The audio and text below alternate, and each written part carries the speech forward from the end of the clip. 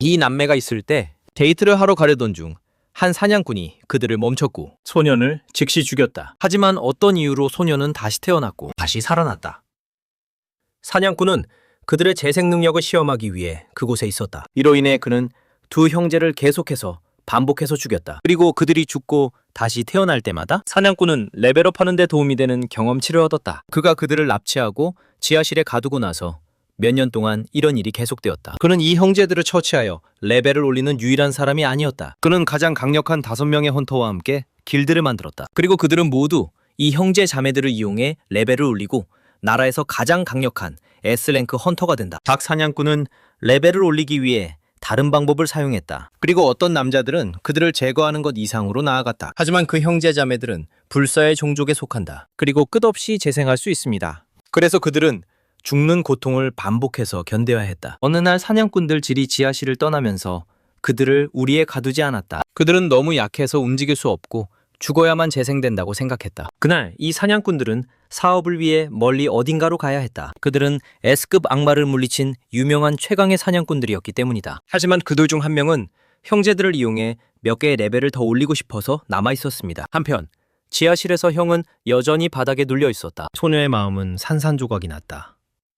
그 녀석들은 그녀의 몸의 모든 부분을 사용했다. 자신을 정화하려고 노력하다. 그녀는 자신의 몸을 파괴하고 재생하면 아마 그녀는 기분이 나아질 것이다. 그녀의 형을 구하기 위해 그녀는 그를 땅에 고정시키고 있는 부분을 잘라냈다. 그런 다음 그의 재생을 촉발할 필요가 있어 그녀는 그의 심장을 정통으로 가격했다. 그녀는 오빠를 제거한 후 레벨업했다. 그녀는 그것에 대해 한 번도 생각해 본 적이 없었다. 그 녀석들은 이렇게 오랫동안 해왔고 그래서 그렇게 강해진 것이다. 그녀의 눈은 순수한 악의로 가득 찼다. 그들 두 사람은 복수를 해야 했다. 그리고 그것이 똑같은 죄를 짓는 것을 의미하더라도 그녀는 그렇게 할 작정이었다. 그녀의 형은 그녀가 무슨 뜻인지 정확히 이해하고 대답했다. Please provide the text you would like me to translate to Korean. 그 어둡고 추운 곳에서 그들은 서로를 수천 번 죽였다. 거의 100만에 도달하고 있습니다. 이제 그들은 완전히 다른 차원에 있었다. 사냥꾼이 게임을 할 준비가 된 지하실에 도착했을 때 그는 무서운 것을 보았다. 그들 둘은 함께 진화하고 있었다. 그는 오직 자신만이 그것을 할 수 있다고 소리쳤다. 그리고 눈 깜짝할 사이에 형제들이 다시 태어났다. 그들의 몸은 이제 강력해졌다. 무방비한 약자라는 표정은 사라졌다. 이제 그들은 공격할 준비가 된 사나운 늑대와 같았다. 그는 두려움에 뒤로 넘어지기까지 했지만 그때 자신이 S랭크라는 것을 기억했다. 국가의 자부심. 그래서 그는 그의 마법 짐승을 풀어 싸우게 했다. 소녀는 이것을 이전에 보았고 자신감이 있었다. 그는 여동생을 옆으로 밀었다. 그리고 그녀에게 그들이 어떻게 변했는지 지켜보라고 말했다. 그의 자세는 이제 얼음처럼 차가웠다. 그의 사나운 노려보기도 더 이상 그를 위협할 수 없었다. 소녀가 이제는 더 강해졌지만 그녀는 그들이 그녀에게 한 모든 일 이후에도 여전히 두려워했다. 그래서 그녀의 오빠는 기사처럼 그녀를 보호했다. S와의 싸움. 계급과 새롭게 진화한 불사의 존재는 잔인했다. 힘과 전투 경험만으로는 충분하지 않았다. 소년이 S랭크의 에너지를 완전히 소모했을 때 그는 당신이 최악의 방법으로 지불해야 한다고 말했습니다. 많은 시간이 흘렀다. 형은 S랭크의 몸을 수십 번 파괴하고 재생시켰다. 그들이 수년 동안 느꼈던 것을 그가 느끼게 하기 위해 여러 번 다른 사냥꾼들이 돌아왔을 때 그들은 지하실 천장에 묶인 길드 회원을 보았다. 그의 몸은 완전히 파괴되었다. 그는 살아있었지만 치유 마법조차 그를 구할 수 없었다. 사냥꾼의 리더는 친구를 고통에서 해방시켰다. 그를 두동강 냈다. 치카라는 분노했다. 하지만 하루토는 그들을 구할 수 없다고 방금 설명했다. 그것은 그의 고통을 끝내기 위해 이루어졌다.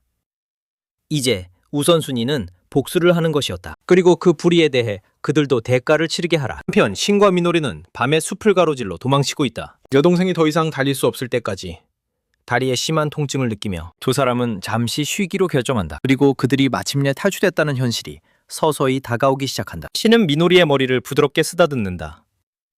그 지옥을 견딘 후 그는 그녀를 보호하겠다고 약속한다. 갑자기 소녀는 형의 무릎에서 잠이 든다. 누가 그녀가 지쳤는지 알고 있다. 그는 길드가 언제 그들을 추적할지 모르기 때문에 깨어있고 경계하기로 결심한다. 하지만 잠이 그를 압도하기 시작하고 그는 잠들 수 없다는 것을 알고 깨어있으려고 싸웁니다. 갑자기 신은 숲속에서 두 사람이 달리는 것을 발견한다. 그리고 아드레날린이 솟구치며 깜짝 놀라 깨다. 그는 그를 수년간 고문했던 사람들과 같은 악의 뚜렷한 존재를 느낀다. 미노리가 거기서 안전할 것이라고 믿는다. 그는 공격자들을 쫓아 고속으로 출발한다. 그는 그 악의 근원을 추적한다. 그가 숲 한가운데 있는 집에 도착할 때까지 그들이 곧 그의 존재를 알아차릴 것이라고 생각하며 갑자기 한 남자가 그의 뒤 그림자에서 나타나 목을 찔렀다. 그를 둘러싼 가지 사이에서 이상한 사람들의 무리가 나타난다. 그는 이 남자들이 누구인지 궁금해한다. 그는 그들을 전에 본 적이 없다. 공격자들이 그를 사방에서 둘러싸고 그를 궁지에 몰아넣는다. 그들은 그가 그들이 찾고 있던 남자라는 것을 알고 있지만 그들도 한 여자가 있었다는 것을 기억한다. 한 사람을 납치하는데 5억. 그들의 마음속에서는 쉬운 일이 될 것이라고 생각했다. 그룹의 마법사가 동료들에게 힘의 주문을 겁니다. 그들에게 힘을 실어주기. 그의 새로 발견한 힘에 흥분했다. 첫 번째가 신을 가격한다. 그가 젊은 남자가 땅에 쓰러지는 것을 보며 작업이 너무 쉽다고 생각한다. 그의 뼈는 분명히 부러진 것 같다. 신은 단순히 목뼈를 제자리로 돌려놓는다. 모두가 그가 이미 죽어야 한다는 것을 알고 충격에 빠지게 했다. 그가 그들이 길드의 부하인지 묻습니다. 하지만 그들이 대답하지 않으니 그는 그들이 누구인지 상관하지 않기로 결정한다. 갑자기 그는 사라졌다가 다시 나타난다. 측면에서 공격하는 것으로 보입니다. 적의 한 명을 기습적으로 배에 주먹을 날려 가격했다. 그에게 악의를 향하는 누구든지 그들이 누구이든 그의 적이 된다. 2인 진출 및 남자 그의 팔을 찢어내는데 성공했다. 신은 그러나 자신의 잘린 팔을 잡아던지며 목표의 얼굴에 주먹을 날린다. 그가 하나를 내리면 그의 팔이 재생된다. 그는 즉시 다른 적에 대한 공격을 준비한다. 새로 형성된 팔로 강력한 주먹을 날리다. 3명을 처치한 후 그는 지팡이를 든 마법사만 남아있다는 것을 알아차린다. 그녀는 그의 힘에 의해 눈에 띄게 두려워하고 있다. 보랏빛이라는 주문을 걸었다. 그를 정통으로 가격했다. 그가 아무리 강하더라도 마법 광선의 영향을 피할 수는 없다. 하지만 그녀의 놀라움에 신은 상처 하나 없이 바로 일어난다. 그의 재생에 충격을 받은 마법사는 더 많은 주문을 시전하기 시작한다. 그에게 더 많은 보라색 광선을 쏘고 있다. 하지만 그는 그 피해에도 아랑곳하지 않고 계속 일어납니다. 그녀가 도망치려는 순간 그는 그녀를 놓아주지 않는다. 신이 그녀를 따라간다. 모든 적들을 나무에 매달고 나서 그는 그들 중 한 명의 옷을 훔친다. 그는 그들의 생명을 구하기로 결정한 후 자신의 여동생을 돌보기 위해 돌아갔다. 그는 그녀를 깨운 것에 대해 사과한다. 미노리가 그 옷을 어디서 샀는지 묻는다. 신은 친절한 사람이 그 옷을 주었다고 거짓말한다. 그의 여동생은 행복하다. 그는 그녀를 위해 옷도 가져왔고 그녀는 매우 신이 났다. 이제 그들이 옷을 갈아입었으니 그들은 흙길을 따라 계속하기로 결정한다. 불사의 형제들은 자유를 향한 여정을 계속한다. 신은 그들이 조금 더 나아가면 길드가 그들을 찾지 못할 것이라고 믿었다. 그들은 폭포 아래에서 쉬기로 결정했다. 그리고 떨어지는 물 뒤에 불을 지폈다. 그는 둘을 위해 음식을 가져왔고 그들은 힘을 되찾을 수 있었다. 용금들은 그가 가져간 무기와 비상식량을 가지고 있었다. 그러나 그들에겐 유용한 정보가 전혀 없었다. 신은 여동생에게 정보를 수집하고 기본적인 물품을 챙기러 탑에 간다고 말하며 미노리에게 잘 숨으라고 부탁했다. 그가 도시에 도착했을 때 그는 모든 것이 얼마나 기술적이었는지에 놀랐다. 그는 많은 돈을 가져다 준 장비를 팔았다. 그가 많은 물자를 구매할 수 있게 해주었다. 그가 번 돈으로 마침내 그의 여동생에게 먹이를 줄 수 있었다. 그는 다음에 무엇을 해야 할지 궁금했다. 결국 아베는 그들 중 가장 약한 존재였고 다른 이들은 훨씬 더 괴물 같았다. 그는 그들을 지옥으로 끌고 가기 위해 그들의 약점을 찾아야 했다. 하늘에서 그는 S급 헌터 아베타로가 사망했다는 소식을 전하는 비행선을 보았다. 이라는 생방송 중에 항상 그들을 도와주었던 친구가 잔인하게 고문당하고 살해당했다고 말했다. 그는 자신의 생명을 빼앗은 사람들을 결코 용서하지 않을 것이라고 선언했다. 그는 방송에서 대중이 분노를 유도하기 위해 기류신과 미노리의 얼굴을 보여주었다. 이제 그는 이해했다. 이전의 적들은 그들을 납치하기 위해 고용된 것이었다. 방송 중 하루토는 신에게 직접적으로 이야기하며 그가 결과에 직면할 것이고 그를 숨기는 것은 소용이 없다고 말했다. 그들은 그를 찾을 것이기 때문이다. 뉴스는 인구 사이에서 엄청난 소란을 일으켰다. 이제 아베의 복수를 위해 두 형제를 제거하고 싶어 했다. 그들은 그들의 영웅을 죽인 범죄자들을 용서하지 않을 것이다. 신은 키라가 자신의 범죄를 숨기고 있다는 것을 깨달았다. 그를 지하 세계로 끌어내려야 할 의무를 느꼈다. 장례는 과거로 전환되었고 기류 형제들이 탈출하기 며칠 전이었다. 히카라는 유용한 정보를 가져오지 못한 남자를 주먹으로 치며 그를 쓸모없다고 불렀다. 아야는 그들이 이미 충분히 레벨업을 했고 더 이상 필요하지 않다고 말했다. 아야는 그들이 기류 형제에게 한 일이 드러날까 매우 걱정했다. 하루토는 그를 진정시키며 그런 일이 발생하지 않도록 세상이 그들을 악랄한 범죄자로 보게 만들겠다고 말했다. 그는 5억의 현상금이 걸린 도망자들의 말을 아무도 믿지 않을 것이라는 것을 알고 있었다. 콩고는 그들이 타로에게 한 일 이후 살아서 도망가게 해주려는 계획으로 해석했다. 분노한 그는 동료인 아벨을 고문한 것에 대해 그들을 용서할 수 없다고 말했다. 그는 그들 둘을 모두 포착하고 그들이 한 번도 본 적 없는 지옥을 보여주고 싶었다. 아야는 그가 어떻게 느끼는지 이해했지만 타로가 그들 중 가장 약하다는 점을 언급하며 그가 표적이 된 이유라고 말했다. 분노한 콩고는 그들의 쓰러진 동료에 대해 험담한 마법사를 주먹으로 때리려 했다. 그러나 마법의 제약이 나타나 그의 타격을 막았다. 주문을 시전한 마법사는 그에게 진정하라고 말했으며 그녀는 형제들이 그들에게 실제로 위협이 되지 않는다고 믿었다. 그러나 콩고에게는 두려움이 아닌 복수의 문제였다. 키라가 그들을 방해했을 때 논쟁은 끝났다. 타로의 생명체에게 쓰여진 메시지가 있었다. 그들은 모두 제거할 것이라고 적혀 있었고 이는 형제들이 여전히 그들을 목표로 보고 있다는 것을 의미했다. 하루토는 호기심 많은 사람들이 곧 나타날 것이라는 것을 알고 있었기 때문에 모두에게 당황하지 말라고 말했다. 세상은 그들의 편이었다. 그들의 이름, 얼굴, 그리고 현상금이 공개되었기 때문이다. 두 사람에 대한 정보는 곧 드러날 것이 분명했다. 콩고가 주장하려고 했을 때 그녀의 아루도는 당황해도 도움이 되지 않을 것이라고 말했으며 그들은 세계적으로 유명한 영웅들이었다. 그들은 지옥 군주들과 맞서기 위해 준비할 필요가 있었고 모두 지쳐 있었기 때문에 지금은 쉬기로 했다. 치카라는 그러나 그 안에 끓어오르는 분노로 쉴 수가 없었다. 그는 두 사람을 찾아내어 없애기로 결심했다. 한편 포포에서 두 형제가 함께 있었다. 미노리는 그곳에서 매우 잘 잤다. 환상 마법 덕분에 그녀는 어떤 위협도 모른 채 평화롭게 잠들 수 있었다. 휴식을 취한 후 그들은 한 곳에 너무 오래 머무는 것이 위험하다는 것을 알았기 때문에 떠날 시간임을 알았다. 그는 미노리에게 그들이 이제 범죄자이며 그들의 얼굴이 모든 도시에 알려져 있으니 조심해야 한다고 경고했다. 그래서 그는 시야를 약간 방해하더라도 얼굴을 숨기기 위해 마스크를 쓰는 아이디어를 생각해냈다. 키류 형제는 마스크를 쓰고 그들은 적들과 마주치더라도 잘 작동한다는 것을 알았다. 그들이 떠나면서 미노리는 신에게 목적지가 있는지 물었고 그녀의 오빠는 준비한 것이 있다고 확인했다. 그들은 던전으로 가고 있었다. 그것은 현실 세계와 분리된 영역으로 문 뒤에 숨겨져 있었다. 일반 세계의 법이 적용되지 않는 곳이었다. 평범한 사람들이 들어갈 수 없는 장소였다. 던전의 지형은 통과하기 어려웠지만 동시에 숨기에 완벽했다. 그가 도시에서 구입한 안내서에 따르면 산 정상에는 독이 있는 늪이 있었다. 위험한 지역이기 때문에 사냥꾼들은 그들을 찾으러 거의 가지 않았고 이는 완벽한 거점이 되었다. 곧 그들은 이 지역의 신비로운 문을 발견했다. 무슨 일이 있어도 그들은 함께할 것이다. 서로의 손을 잡고 그들은 포털로 뛰어들었다. 도착하자 그들은 늪이 정말로 독성이 있어 보인다는 것에 놀랐다. 독성 때문에 아무도 들어갈 수 없는 곳이었지만 그들은 경계를 늦추지 않기로 결정했다. 결국 사냥꾼은 동면역 물약을 사용하고 그들을 잡으려고 시도할 수 있다. 그 순간 그는 식물덫을 밟았다. 그의 뇌를 관통한 그는 즉시 여동생에게 덩굴을 밟으면 씨앗이 튀어나올 것이라고 경고했다.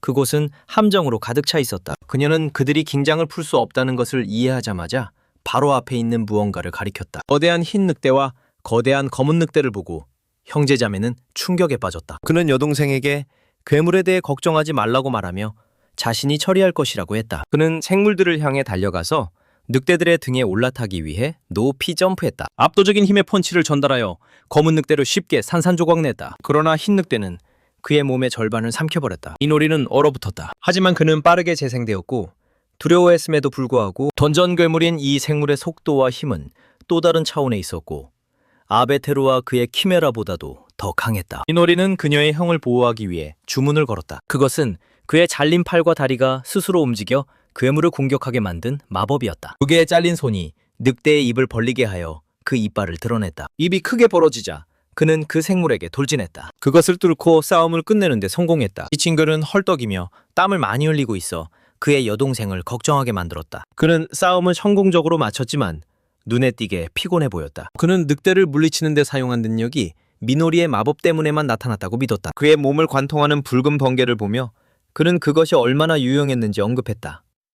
그것이 그가 이기는데 도움을 주었기 때문이다. 한편 다른 곳에서는 형제의 탈출 한 달 후 콩구는 부하들이 괴물과 싸우는 동안 거대한 돌을 집어들었다. 그는 최대의 힘으로 바위를 던져 파란 와이번들을 물리쳤다. 그는 또 다른 사람에게 돌진하여 그를 때리기 시작했다. 날개를 잔인하게 찢기 시작하며 그 과정에서 레벨업을 했다. 콩고답게 그는 와이번을 매우 쉽게 처치했다. 나중에 동굴에서 식사 중에 콩우는 형제들이 어디에 있는지 물었다. 그의 부하들은 그에게 서두르지 말라고 말했다.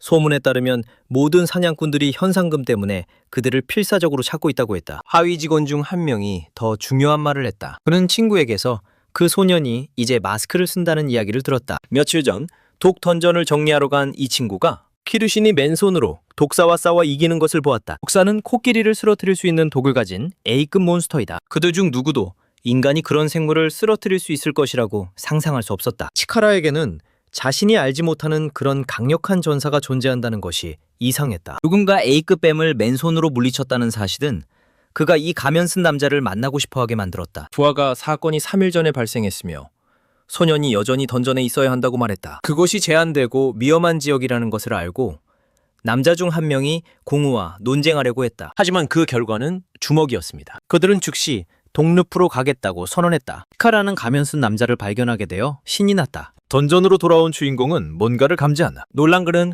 나무에 올라 포털을 지켜보며 다가오는 존재를 느낀다. 그는 그것이 콩고라고 확신하고 있다. 그가 그를 만나러 나간다고 하자 미노리는 그에게 머물러 달라고 애원한다. 하지만 우리의 영웅은 그녀에게 진정하라고 말하며 그들 또한 이제 더 강해졌다고 설명합니다. 이것은 그들이 그 야만인에게 복수를 할 수 있는 완벽한 기회였다. 그는 여동생에게 그렇게 걱정하지 말라고 말한다. 그가 죽을 수 없으니 모든 것이 잘 될 것이라고 그녀를 안심시키고 있다. 그럼에도 불구하고 미노리는 그에게 조심하라고 촉구하며 그의 불사의 특성에도 불구하고 콩구가 아베보다 더 강하다고 지적한다. 그녀는 자신의 마법을 사용하여 형의 힘을 강화시킨다. 그리고 그는 급히 달려나간다. 그는 나무 사이를 조용히 움직인다. 시야를 확장하기 위한 주문을 활성화하는 중 그는 마침내 그의 목표인 콩구를 찾는다. 그는 늪 입구 근처에 있으며 그가 더 가까이 오기를 분명히 기다리고 있다. 근처에서 독이 있는 멧돼지를 발견한 주인공은 그것을 그의 덫에 사용하기로 결심한다. 그는 칼로 자신의 손가락을 자른다. 그리고 생물에게 환상과 최면 주문을 걸어준다. 그는 그런 다음 멧돼지에게 다른 독성 멧돼지 떼를 향해 달려가라고 명령하며 그들을 자신의 함정으로 유인한다. 멧돼지 떼가 그들 쪽으로 돌진하는 것을 본 콩구와 그의 부하들은 이것이 완벽한 준비 운동이라고 생각한다. 그는 자신의 부하들에게 떨지 말고 생물들을 공격하라고 명령한다. 동물들을 쉽게 짓밟으면서 콩구는 더 많은 적들이 오기를 외치며 싸움이 너무 간단하다고 생각한다. 전체 무리를 물리친 후 그는 그것이 얼마나 쉬웠는지에 대해 언급한다. 하지만 그의 하수인들은 체포를 간청하지만 치카라는 듣지 않으려 한다. 그의 부하 중 한 명이 극심한 피로와 호흡곤란을 호소한다. 그가 피를 토하기 시작하기 전에 그의 피부와 다른 사람들의 피부가 녹기 시작하고 그들은 모두 많은 양의 피를 토해낸다. 콩구는 공기 중에 독의 냄새를 맡는다. 마침내 그의 부하들이 왜 무너지고 있는지 이해하게 된다. 그는 독성이 있는 멧돼지가 죽을 때 그런 종류의 독소를 방출하지 않는다는 것을 알고 있다. 그는 무슨 일이 일어나고 있는지 궁금해한다. 그리고 바로 그때 주인공이 그의 뒤에서 나타난다. 그가 공격하지만 콩구는 손쉽게 그 타격을 방어한다. 돌아보니 콩구는 가면을 쓴 남자를 본다. 그는 자신에 대한 소문이 사실임을 깨닫는다. 영웅은 앞으로 돌진하여 칼로 치카라의 손을 베는데 성공한다. 손에 칼날이 박힌 채로도 그는 강력한 주먹으로 반격한다. 주인공은 뒤로 날아가며 충격의 힘과 타격으로 생성된 바람을 느낀다. 콩구의 움직임과 회복력은 그의 힘에 대한 모든 소문을 확인시켜준다. 콩구는 그의 손에서 칼을 빼내고 가면 쓴 남자가 마음에 든다고 선언한다. 그는 강한 남자를 존경하고 약한 남자에게는 혐오감을 느낀다고 설명한다. 그의 하수인들은 약했기 때문에 죽었다. 가면 쓴 남자의 힘을 확신한 그는 그를 자신의 그룹에 초대한다. 그가 100년의 깃발 아래 그의 부하가 된다면 그는 돈과 명예 그리고 여성을 얻을 수 있을 것이다. 모든 것이 그의 것이 될 것이다. 콩구는 그 제안이 매력적으로 들리는지 묻습니다. 그는 강한 것을 숭배하고 약한 것을 미워한다는 이전에 했던 말을 반복한다. 그는 늪으로 데려온 남자들이 잠재력이 있다고 생각했다. 하지만 그는 착각하고 있었다. 그들은 끝없이 그를 괴롭혔고 이제 그는 그들을 훈련용 샌드백으로 사용하지 않은 것을 후회하고 있다. 주인공은 그가 겪었던 고문을 기억한다. 그는 왜 약자를 괴롭히는지 묻는다. 치카라는 그저 재미있다고 대답한다. 그는 자신이 약자를 때릴 때 그들의 반응이 항상 같다고 설명한다. 그들은 사과하기 시작한다. 그들은 모두 같은 말을 하고 그들의 얼굴이 두려움에 일그러지는 모습을 보니 그가 웃음이 난다. 그들의 절박한 표정은 그를 끝없이 즐겁게 한다. 이 말을 듣고 영웅은 분노에 차서 달려들어 그의 얼굴에 주먹을 날린다. 콩고는 남자라면 싸워야 한다고 믿으며 주인공의 주먹을 칭찬한다. 즉시 그는 강력한 타격을 위해 준비 자세를 취한다. 하지만 신은 옆으로 피할 수 있다. 다음 순간 신은 그의 단검을 잡고 악당의 팔을 찌른다. 그를 살아서 떠나게 하는 것은 콩구의 계획의 일부가 아니었지만 그는 상대가 매우 강하다는 것을 인정한다. 신은 이미 치카라가 괴물이라는 것을 확신하고 있었다. 그가 잔인한 주먹을 준비하는 모습을 보면서 그의 얼굴이 짐으로 가득 차 있는 것을 보았을 때 이것은 다시 한번 확인되었다. 폭발적이고 뼈를 부수는 타격이 신에게 정통으로 꽂혀 그를 날려보낸다. 날아가고 나서 신은 그것이 그의 인생에서 받은 가장 큰 타격이라고 느꼈다.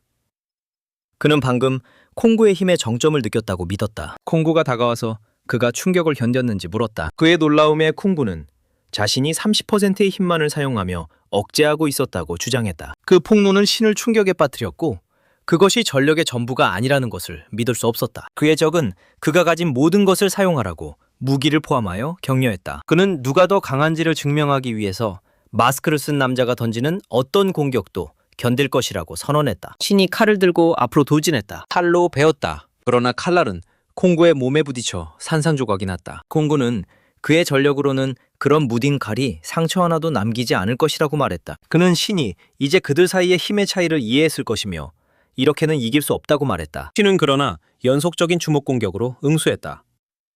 치카라는 그가 자신의 힘을 목격한 후에도 이렇게 도전한 첫 번째 사람이라고 언급했다. 이로 인해 악당은 가면 쓴 남자를 더욱 좋아하게 되었다. 그는 강력한 발차기로 응답했다. 주인공을 다시 한번 날려보내는 영향. 신이 죽었다고 믿게 되어 실망한 그는 소년을 땅에 던졌다. 그러나 그는 신에게 큰 기대를 걸었기 때문에 실망했다. 하지만 그때 콩구는 땅에 있는 독의 웅덩이를 발견했다. 그리고 잠시 후 칼이 그의 어깨에 꽂혔다. 그는 신의 피부가 독의 웅덩이에 빠진 후에도 온전하다는 것이 불가능하다고 생각했다. 그를 비인간적이라고 불렀지만 그는 여전히 자신이 누구인지 기억할 수 없었다. 갑자기 치카라가 뭔가를 떠올린 것 같았다. 마스킹맨에게 가진 모든 것을 쏟아부으며 돌진했다. 타격을 피한 우리의 영웅을 잡으려 하고 있다. 콩구는 마법으로 주먹을 강화했다. 그리고 그것을 땅에 내리쳤다. 타격이 전체 지역을 산산조각 냈다. 신을 휩쓴 폭발을 일으켰다. 공격으로 큰 분화구가 남았다. 충격으로 그의 마스크가 바닥에 떨어졌다. 드러난 얼굴을 보고 치카라는 히스테리컬하게 웃었다. 영원한 존재가 항상 그 존재였음을 깨닫고 그는 지금까지 키류 마코토 신을 찾고 있었고 마침내 그를 찾았다고 말했다. 치카라는 가면 쓴 남자가 자신이라는 것을 믿을 수 없었고 신이 공격을 견딜 수 있었던 것은 그의 재생 덕분이라는 것을 깨달았다. 그는 타로의 죽음을 복수하기 위해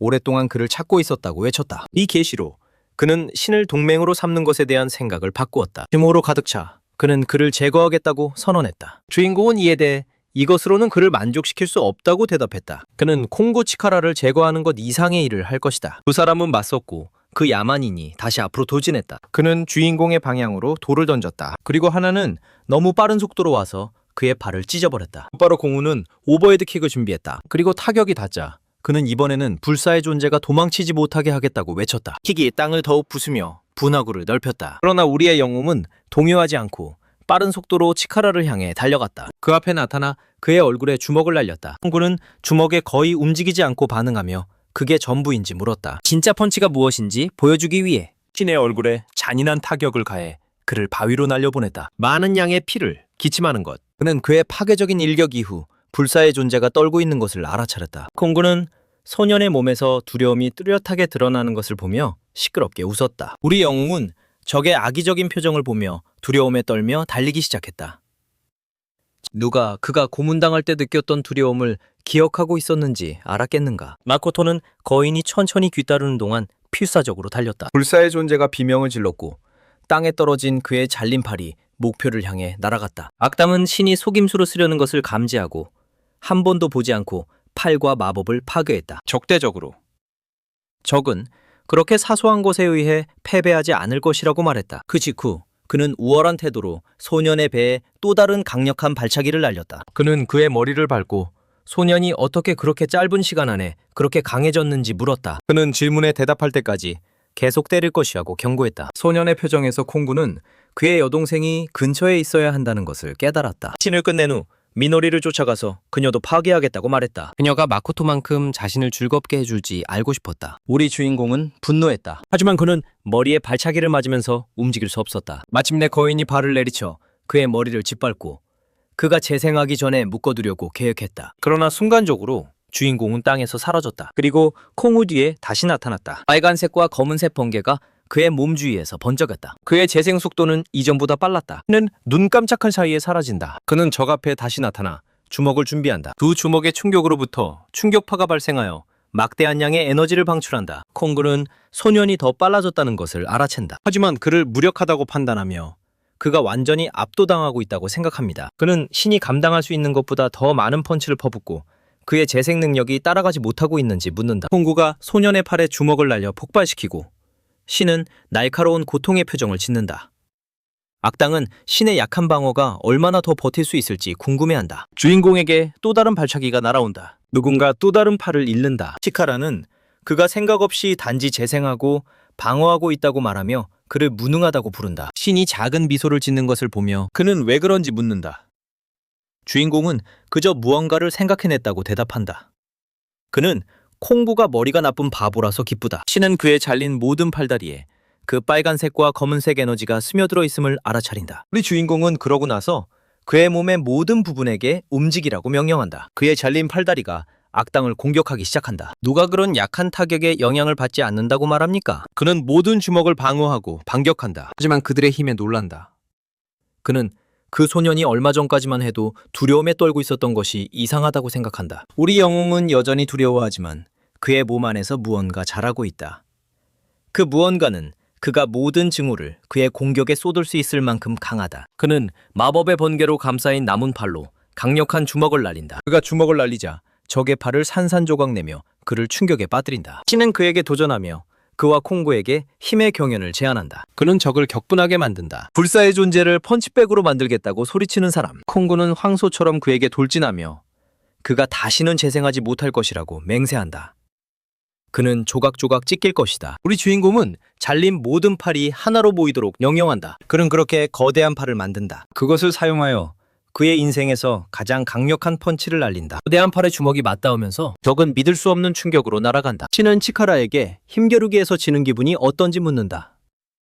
그는 형제들이 느꼈던 모든 증오와 두려움이 악당의 몸에 깊이 새겨질 것이라고 말한다. 콩구와의 전투, 일주일 후.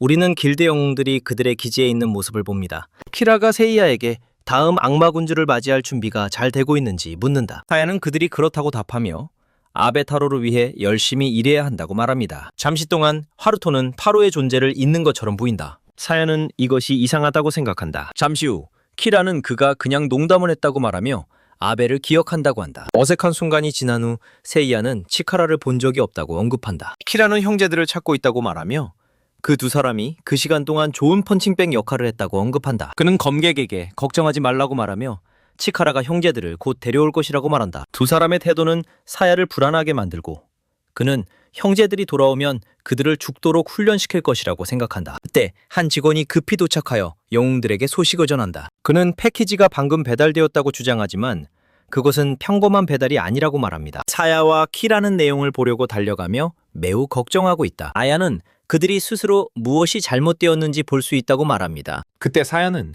타투로 알아볼 수 있는 콩구의 몸의 일부를 발견한다. 모두가 치카라의 팔이라고 확신하며 그들은 깊은 걱정을 하게 된다. 아야는 주문을 걸고 그것이 가짜가 아님을 확인한다. 그것들은 그의 실제 신체 부위이다. 사야는 나쁜 반응을 보이며 누가 그 큰 남자를 제거했을지 궁금해한다. 아야는 잔인한 상처와 신체 부위가 그들에게 보내진 사실을 관찰하며 그것이 깊은 원한을 가진 사람의 소행임에 틀림없다고 결론짓는다. 치카라가 형제들을 찾고 있었기 때문에 그들은 소년들이 이 일에 책임이 있다고 가정한다. 사야는 그 두 사람이 그 야수를 물리칠 힘이 있었다는 것이 믿기지 않는다. 키라는 타로가 쓰러졌을 때 이미 의심이 들었다고 말한다. 그는 그들 중 가장 약한 존재였기 때문이다. 하지만 타로는 여전히 대부분의 헌터들보다 강했다. 그리고 이제 세계에서 가장 강력한 자 중 한 명인 치카라가 패배했다. 키라는 형제들이 그들이 있어야 할 것보다 훨씬 더 강하다고 확신하고 있다. 격분한 검객들은 그렇게 짧은 시간 안에 콩구를 제거할 만큼 강해졌다는 사실을 믿을 수 없다. 하루토는 그들이 어떻게 그렇게 빨리 강해졌는지 물어본다. 사야는 그들이 레벨을 올리기 위해 서로를 수백 번 죽임으로써 그렇게 했다고 설명한다. 키라는 더 높은 수준의 적을 물리치면 많은 경험치를 얻을 수 있다고 덧붙인다. 형제들은 아마도 빠르게 레벨업하기 위해 서로를 반복해서 죽였을 것이다. 에아코린 길드에 대한 복수를 할 수 있을 만큼 강해지는 것. 이 폭로는 아야와 사야를 두렵게 만든다. 하지만 그들은 침착하려고 노력한다. 치카라를 안타까워하면서도 그들은 다음에 무엇을 할지 생각해야 한다. 아야는 세이야의 마음을 안정시키기 위해 주문을 걸며 그에게 휴식이 필요하다고 말한다. 그는 그녀에게 감사하고 방을 나간다. 헤르도가 마법사에게 잠시 자신을 혼자 두라고 요청합니다. 그녀가 떠나자 하루토는 전 동료의 잘린 팔을 집어들며 전혀 위축되지 않는다. 그를 대면하기 위해 이런 쓰레기를 보내는 것은 그를 두렵게 만들지도 않는다. 그들이 단지 이것으로 복수를 할 수 있다고 생각한다면 그들은 크게 잘못 생각하고 있다. 그들이 콩구를 물리치기 위한 계획을 세웠다는 사실은 인상적이었다. 그의 이전 동료의 눈을 밟으며 그는 형제들을 바보라고 부른다. 그러나 그 눈은 모든 것을 그를 통해 지켜보고 있던 마코토 신의 것이었다. 이제 파괴되었으니 그는 연결이 끊기고 적 기지에서 더 많은 정보를 수집해야 한다고 결심한다. 그는 미노리가 걱정되어 그녀를 돌보기 위해 돌아가기로 한다. 결국 그 소녀는 길드 기지 앞에서 그를 기다리고 있었다. 패키지를 보내는 것은 도시에서 쇼핑을 할 좋은 핑계가 되었다. 던전의 음식은 그리 좋지 않았기 때문이다. 게다가 그의 옷은 일종의 신체 기억 마법으로 마법이 걸려 있다. 찢어지거나 더러워져도 스스로 수리되기 때문에 매우 유용하다. 그는 혼자 그의 귀환을 기다리고 있는 미노리에게 몇 가지 기념품을 가져온다. 그가 던전으로 돌아가는 길에 건물 위를 뛰어넘으며 그는 이상한 것을 발견한다. 무장한 사냥꾼들이 누군가를 쫓고 있다. 영웅은 발걸음을 멈추고 쫓기고 있는 사람이 젊은 여성임을 봅니다. 그는 그 지역이 비아쿠렌에 의해 통제되고 있으므로 개입하지 않는 것이 최선이라고 생각합니다. 그때 사냥꾼들이 여성을 둘러싸고 그녀를 잡았다고 생각한다. 소녀가 더 이상 달리지 않는 것을 보며 주인공은 가해자들을 무시할 수 없다는 것을 깨닫는다. 그는 건물에서 뛰어내려 문 쪽으로 달려간다. 사냥꾼들을 밀어낸다. 둘 다 한마디도 하기 전에 강력한 주먹을 날린다. 소녀가 쫓기고 있는 이유가 분명히 있을 것이라고 생각하며 그는 그녀에게 도망쳐서 멀리 가라고 말한다. 그녀를 알아보고 그녀가 거기서 무엇을 하고 있는지 궁금해했다. 모든 일이 일어나는 동안 미노리는 나뭇가지에 앉아 형의 귀환을 기다린다. 그가 드디어 돌아오고 그의 여동생이 무슨 일이냐고 묻는다. 그가 팔에 안고 있는 후드가 있는 소녀를 알아차리며 그녀가 그 소녀가 누구인지 묻자 주인공은 그녀에게 진정하고 그 사람의 얼굴을 보라고 말한다. 미노리는 그 사람이 자신이라는 사실에 충격을 받는다. 그들은 모두 같은 얼굴을 가지고 있다. 이시키 세이야는 베쿠렌 길드의 자랑스러운 사령관이자 세계 최고의 S랭크 검객입니다. 그의 부드러운 시선으로 그는 매우 인기가 많고 여성들에게 사랑받고 있다. 친절한 성격과 유머 감각이 모두를 매료시킨다. 그러나 그의 진정한 악한 본성을 아는 사람은 거의 없다. 어느 날 그는 여러 여자들과 함께 온수욕조에 있었는데 그들 중 한 명이 실수로 물에 와인을 쏟았다. 사야는 분노에 휩싸여 이 사소한 이유로 소녀를 제거했다. 과거에 사슬에 묶인 미노리를 보고 그는 그녀를 최고라고 불렀다. 다른 여성들과는 달리 그가 그녀를 아무리 부숴도 그녀는 죽지 않았다. 그는 성스러운 검으로 그녀를 베어 자신의 주장을 입증했으며 그녀의 공황에 빠진 비명을 즐겼다. 그에게 여성들을 고문하는 것은 세상에서 가장 큰 즐거움이었다. 신은 항상 미노리를 겨냥하는 것에 짜증이 났다. 사야는 그의 형의 입에 칼을 밀어넣어 형을 조용히 시켰다. 사야는 남자를 괴롭히는 것이 지루하다고 생각하고 여성들을 공격하고 놀기를 선호했다. 그는 형 앞에서 그녀를 강간하며 더 크게 소리치라고 말했다. 그의 변태적인 행동을 끝낸 후 그는 기지의 엘리베이터로 가서 키라와 타로가 이야기하는 것을 보았다. 그는 두 사람이 하루토를 제외한 모든 사람이 출입할 수 없는 방에 들어가는 것을 지켜보았다. 나는 문 뒤에서 살짝 엿보려고 했다. 하지만 키라는 그를 알아차리고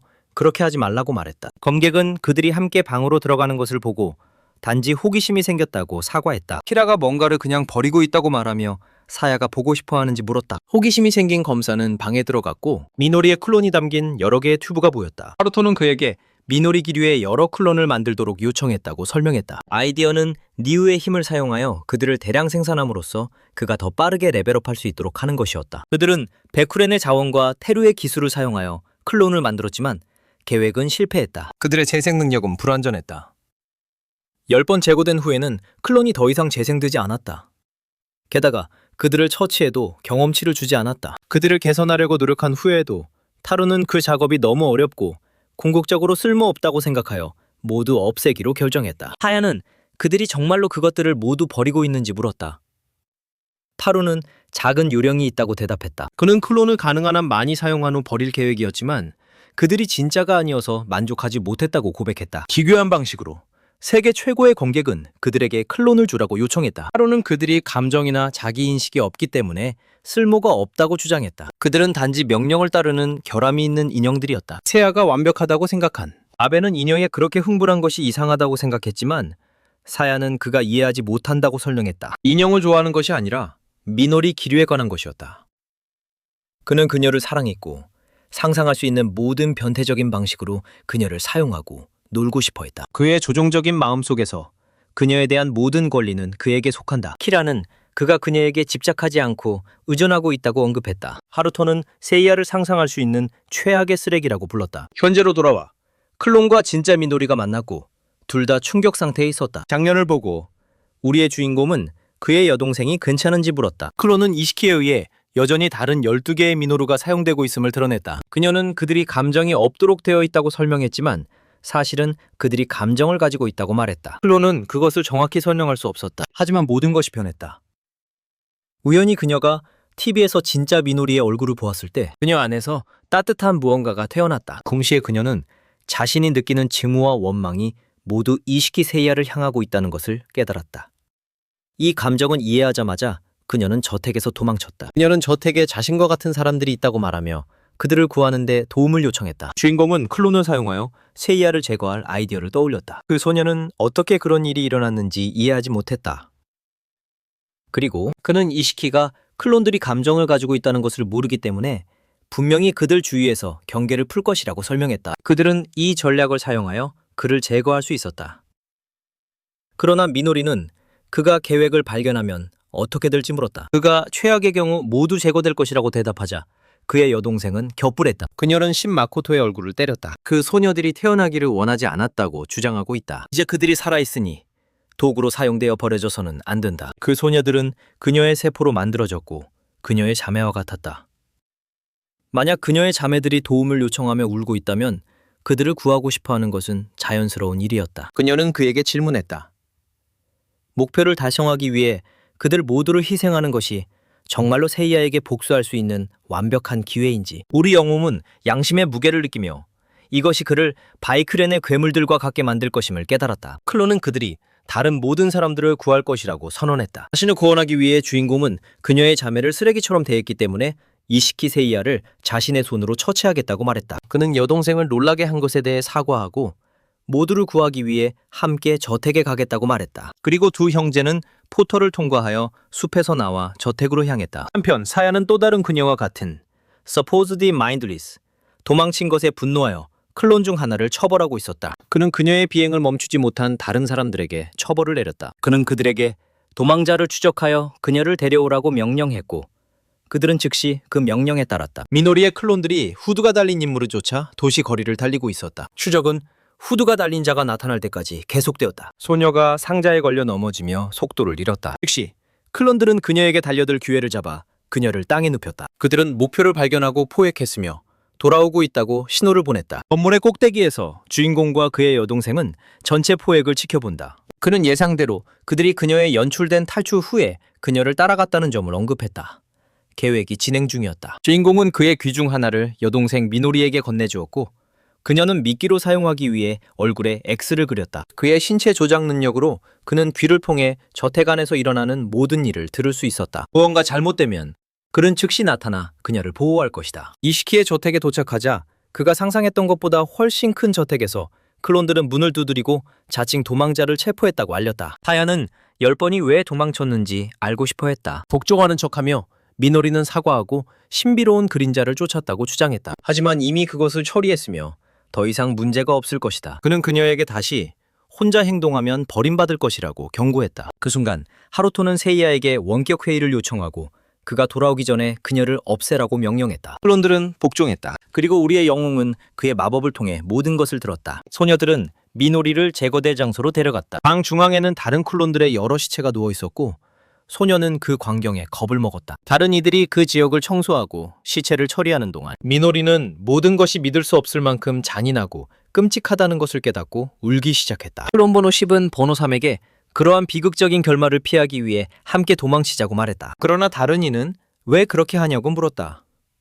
주인을 섬기는 것이 그들의 의무였기 때문이다. 미노리는 그들 모두와 탈출을 조율하려고 했고 그들이 자신들이 하고 있는 일을 이해하고 있는지 물었다. 그들은 단순히 시신을 처리하고 있다고 답했다. 그녀는 그들이 거기 머무는 한 결코 행복하지 않을 것이라고 주장하며 그들을 현실로 깨우려 했다. 하지만 소녀들은 행복이 무엇인지 물었고 자신들이 오직 주인을 섬기는 노예라고 말했습니다. 그들은 자신의 생각이나 의지가 필요 없이 오직 사용되고 처벌받고 명령받은 대로 몸을 제공하기 위해 존재했다. 클론의 생각을 듣고 그들이 단순한 물체라는 것을 알게 된 주인공은 그 구더기 사이아에게 분노를 느꼈다. 이것이 잘못되었다고 주장했다. 미노리는 자신을 누구보다 잘 안다고 외쳤다. 그리고 그녀의 동료들을 포옹했다. 그녀는 그들이 큰 고통을 겪었고 모든 것이 견딜 수 없고 아팠다는 것을 알고 있었다. 포옹당하고 있는 클론은 풀어달라고 요청했지만 미노리는 놓아주지 않았다. 그들이 자신의 의지와 자각을 가지고 있다고 주장하고 있다. 그들은 단순히 그것을 표현하는 방법을 몰랐다. 그녀는 그들을 그 상황에서 구해주겠다고 선언했다. 세 번째는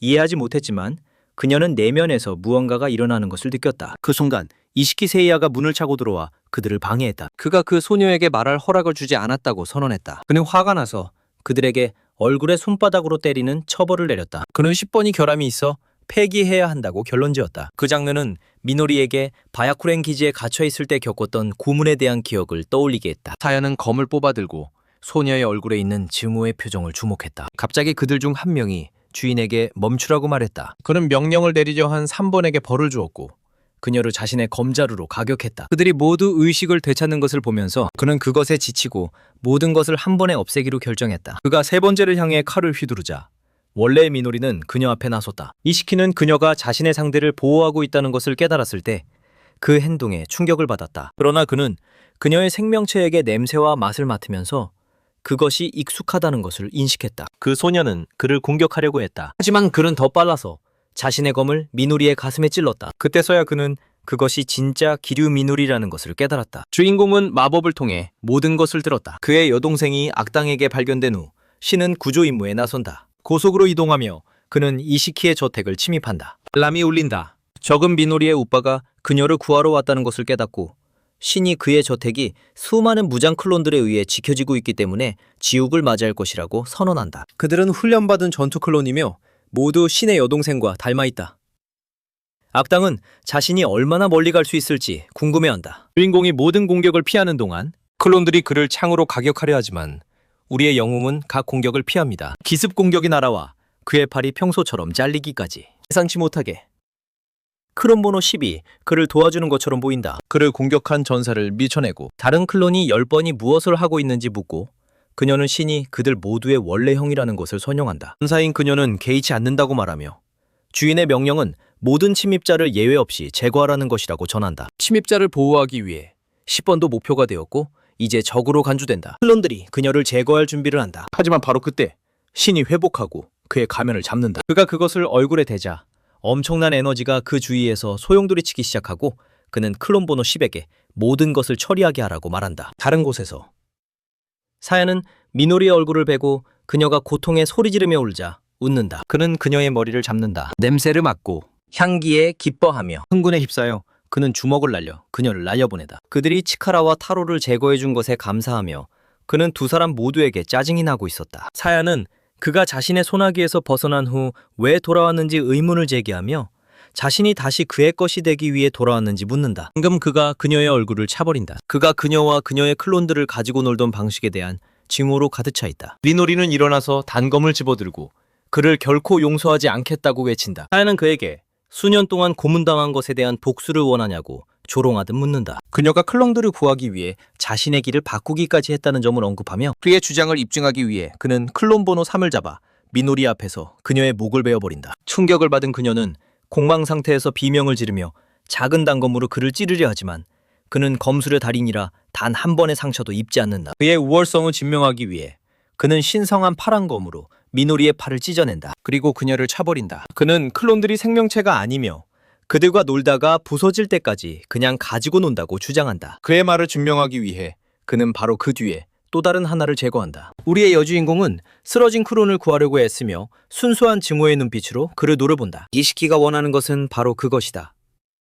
그녀의 눈이 순수한 절망으로 가득 차는 것. 미노리가 다른 크론 앞에 서서 그녀를 보호하는 순간 그는 다시 그의 검으로 공격한다. 그녀의 팔이 다시 한번 잘리자 그녀는 마법을 걸며 악당에게 움직이지 말라고 소리친다. 사야는 그러나 상황을 이해하지 못한다고 말합니다. 그녀가 필사적으로 보호하려고 하는 존재는 쓸모없고 일회용 인형에 불과하다. 그녀의 동족을 구하려는 절박함을 보며 그는 웃으며 제대로 요청해야 한다고 말한다. 미노리에게 머리를 땅에 대라고 명령한다. 그녀가 그를 증오로 노려보며 거부할 때 그는 또 다른 클론의 배에 칼을 찌르며 그녀가 정말로 그들을 구하고 싶지 않냐고 묻는다. 그런 다음 분노로 가득 차서 그는 그녀에게 복종하라고 소리친다. 그는 그녀에게 무릎을 꿇지 않으면 그녀의 친족을 계속 제거할 것이라고 경고한다. 그는 작은 단검을 클론들에게 던져 하나씩 쓰러뜨리며 자신의 주장을 입증한다. 마침내 소녀는 무릎을 꿇고 그에게 멈추라고 간청한다. 다른 클론을 꺼내며 그는 그녀가 요구할 수 있는 것이 정지뿐인지 묻는다. 이 말을 바닥에 대고 그녀는 그에게 클론들을 괴롭히지 말아달라고 애원한다. 그는 그녀가 그의 쓸모없는 인형 대신 자리를 차지한다면 다시 생각해보겠다고 말한다. 그의 칼을 그녀에게 겨누며 그녀에게 자신의 부추를 핥으라고 명령하며 거부할 권리가 없다고 말한다. 그는 칼날로 그녀를 찌르고 그의 앞에서는 그녀가 예 선생님이라고만 대답할 수 있다고 말한다. 위협을 느낀 미노리는 마침내 양보하고 그녀가 그렇게 하겠다고 대답한다. 그는 그런 다음 문을 열고 항상 그녀에게 칼을 가까이 두었다. 차갑고 잔인하게 그는 그녀의 혀를 한 번의 동작으로 찢어낸다. 그는 잘린 혀를 집어들고 그것을 자신의 입에 넣는다. 씹고 삼키며 얼마나 맛있는지에 대해 언급한다. 그는 그녀의 목을 잡고 그녀가 도망치지 못할 것이라고 선언한다. 그리고 그녀의 옷을 찢기 시작한다. 칼을 다시 그녀의 목에 겨누며 그는 그녀에게 그 패닉에 찬 표정을 더 보여달라고 요구하며 싸우라고, 저항하라고, 결국 그에게 복종하라고 말한다. 그가 행동을 저지르려는 순간 사야는 얼굴에 잔인한 주먹을 맞는다. 우리 주인공 신이 등장하여 매우 강력한 타격을 가합니다. 적을 타격한 후 그는 여동생에게 달려가 그녀를 확인한다.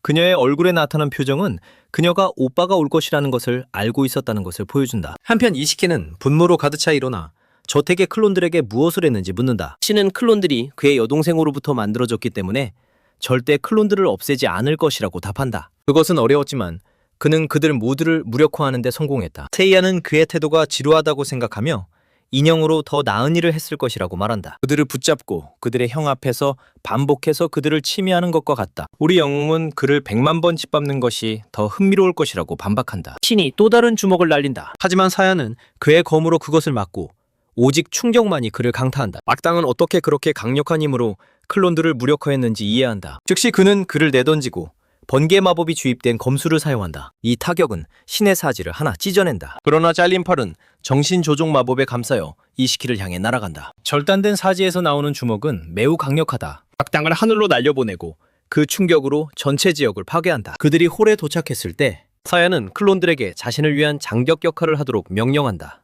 신은 자신이 그렇게 많이 사용했던 인형들에 의해 보호받고 있다는 것이 한심하다고 생각한다. 사야는 그가 그것들을 어떻게 사용하든 상관없다고 반박한다. 결국 그것들은 그의 것이니까. 대화를 끝내며 그는 소녀들에게 신을 공격하라고 명령한다. 영웅은 타격을 피한다. 그들 각각에서 그의 원래 자매를 보는 것. 그는 더욱 화가 난다. 그의 여동생 미노리가 다가오는 공격에 대해 그에게 경고하려고 할 때 그녀는 뒤에서 맞았다. 그의 여동생이 맞았을 때 신은 산만해진다. 그리고 클론들이 그를 제압한다. 멸망적인 그는 그들이 자신을 놓아주라고 소리친다. 그의 여동생이 동시에 공격당하는 것을 지켜보며 그 순간 신은 이시키 세이야에게서 뒤에서 강한 타격을 받는다. 기뻐하며 악당은 신이 그의 여동생을 보호했어야 한다고 외친다. 우리 주인공은 그의 여동생과 클론들에게 고통을 주게 되어 사과하며 그들 중 한 명도 타격을 받았다고 말한다. 하지만 클론 버노세는 이것이 그녀의 기능이라고 말합니다. 대화에 끼어든 이시키는 그녀의 유일한 기능은 그에게 복종하는 것이라고 말한다. 신의 노려보는 시선에 화가 난 그는 그를 공격하기 시작한다. 하지만 주인공은 모든 공격을 피합니다. 영웅이 전략적 고지에 도달했을 때 사야는 미노리의 클론 중 하나를 제거하겠다고 위협한다. 그가 소녀를 위해 준비된 공격을 날리려는 순간 신이 앞에 뛰어들어 그 타격을 대신 맞는다. 공격을 계속하며 악당은 그가 반격하지 않을 것인지 묻는다.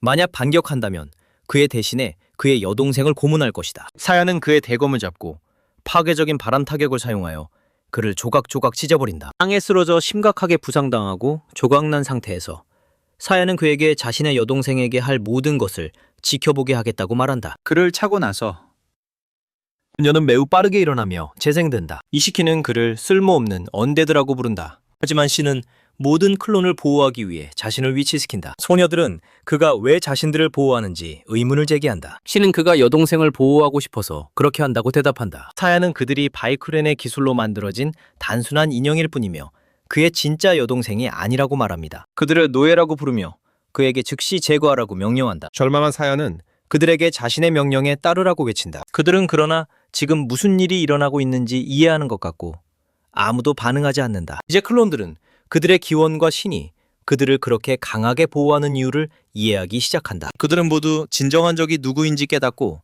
바이쿠렌의 악당을 에워싸기 시작한다. 그들은 그들의 형을 해쳤다는 이유로 사야에게 반기를 들고 악당은 그들의 반란에 절망한다. 그들이 기르미노리의 클론이라는 본질을 이해하게 되면서 그들은 자신들이 생명체이며 동일한 존재의 일부로서 원본과 깊은 연결을 공유하고 있음을 깨닫게 된다. 이로 인해 원래의 미노리가 경험한 기억들이 클론의 마음속에 떠오르기 시작했다. 그들의 형신이 절박하게 그들을 보호하려고 애쓰는 장면이 드러난다. 신은 자신의 신체 조작 능력이 분리된 자신을 제어할 수 있게 해준다는 것을 이해한다. 모르지 않게 미노리는 자신과 같은 유전자를 가진 클론들과 자신의 경험을 나누었다. 완전히 정신을 잃은 사이아는 소리치며 인형들에게 복종하라고 명령한다.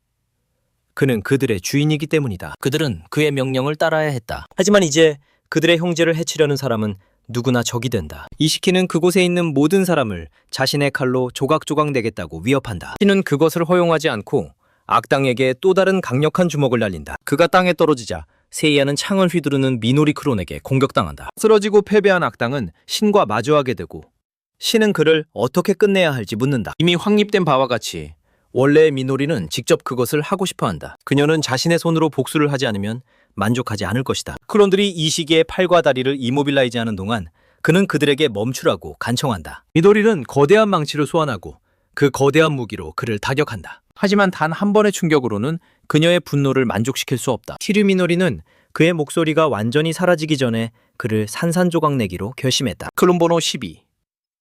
그들이 모두 상상할 수 없는 고통을 겪었다고 보고하기 위해 순간을 방해한다. 사야가 그들 중 수십 명을 쓰러뜨리자 그녀는 그가 같은 감정을 느끼기를 요구한다. 이시키가 더욱 고통받기를 바라는 신은 그들이 반복적으로 탈락하면서 겪었던 고통과 학대를 이해한다. 진정한 지옥이었다. 저택의 지하실에서 던전 생물이 살아있고 약물에 의해 남성을 포함한 모든 생명체를 침해하도록 유지되고 있다는 사실이 밝혀졌다. 세이야에 반대했던 사냥꾼에게 일어난 것처럼 그들은 모두 최후의 복수를 위해 이 잔인한 방법을 사용하기로 동의한다. 미노리와 신은 10번을 지하로 데려간다. 악당을 철제 수갑으로 묶는 곳. 절망적인 마음으로 이시키는 감옥이 열리는 모습을 지켜본다. 거대한 생물, 황제 참나무가 허위 영웅 앞에 나타나고 그는 공황에 빠져 울부짖는다. 이 종의 단일 표본이 전체 국가를 창조할 수 있는 힘을 가지고 있다고 전해진다. 원래 그 생물은 오직 여성에게만 관심이 있었다. 하지만 비아케린의 약물과 수정으로 인해 그것은 남자들을 가리지 않고 공격하기 시작했다. 미노리는 그 장면에 역겨움을 느끼고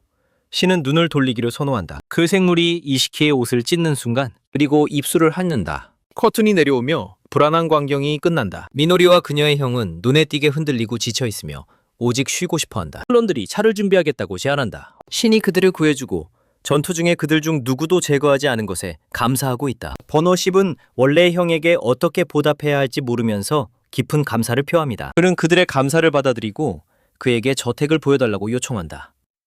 그는 비아코린 길드에 대한 음식과 정보를 수집해야 한다. 넘버 3이 그를 안내하는 동안 넘버 10은 고문이 끝날 때까지 그곳에 남기로 결정한다. 대화 중의 소녀는 자신이 미래에 무엇을 해야 할지 모르며 선택 없이 만들어졌고 세상이 그들을 받아들이지 않을까 두려워한다고 고백한다. 신은 그녀를 위로하며 그건 거짓이라고 말한다. 왜냐하면 그 자신이 그것을 받아들이기 때문이다. 그는 그들에게 태어남의 즉각적인 의미를 찾을 필요가 없다고 확신시킨다. 그들은 그저 살아가면 된다. 그런 다음 3번은 그녀가 최선을 다해 살겠다고 약속합니다. 하지만 갑자기 그녀는 정확하고 깔끔한 배기로 목이 잘린다. 형 바로 앞에서 제거되었다. 그녀 뒤에 오랜만에 우리의 영웅을 보게 된 키라 하루토가 나타난다. 그 지점에 도달하기 위해 베크렌 영웅은 다른 모든 클론을 제거했다. 그는 신을 마주한다.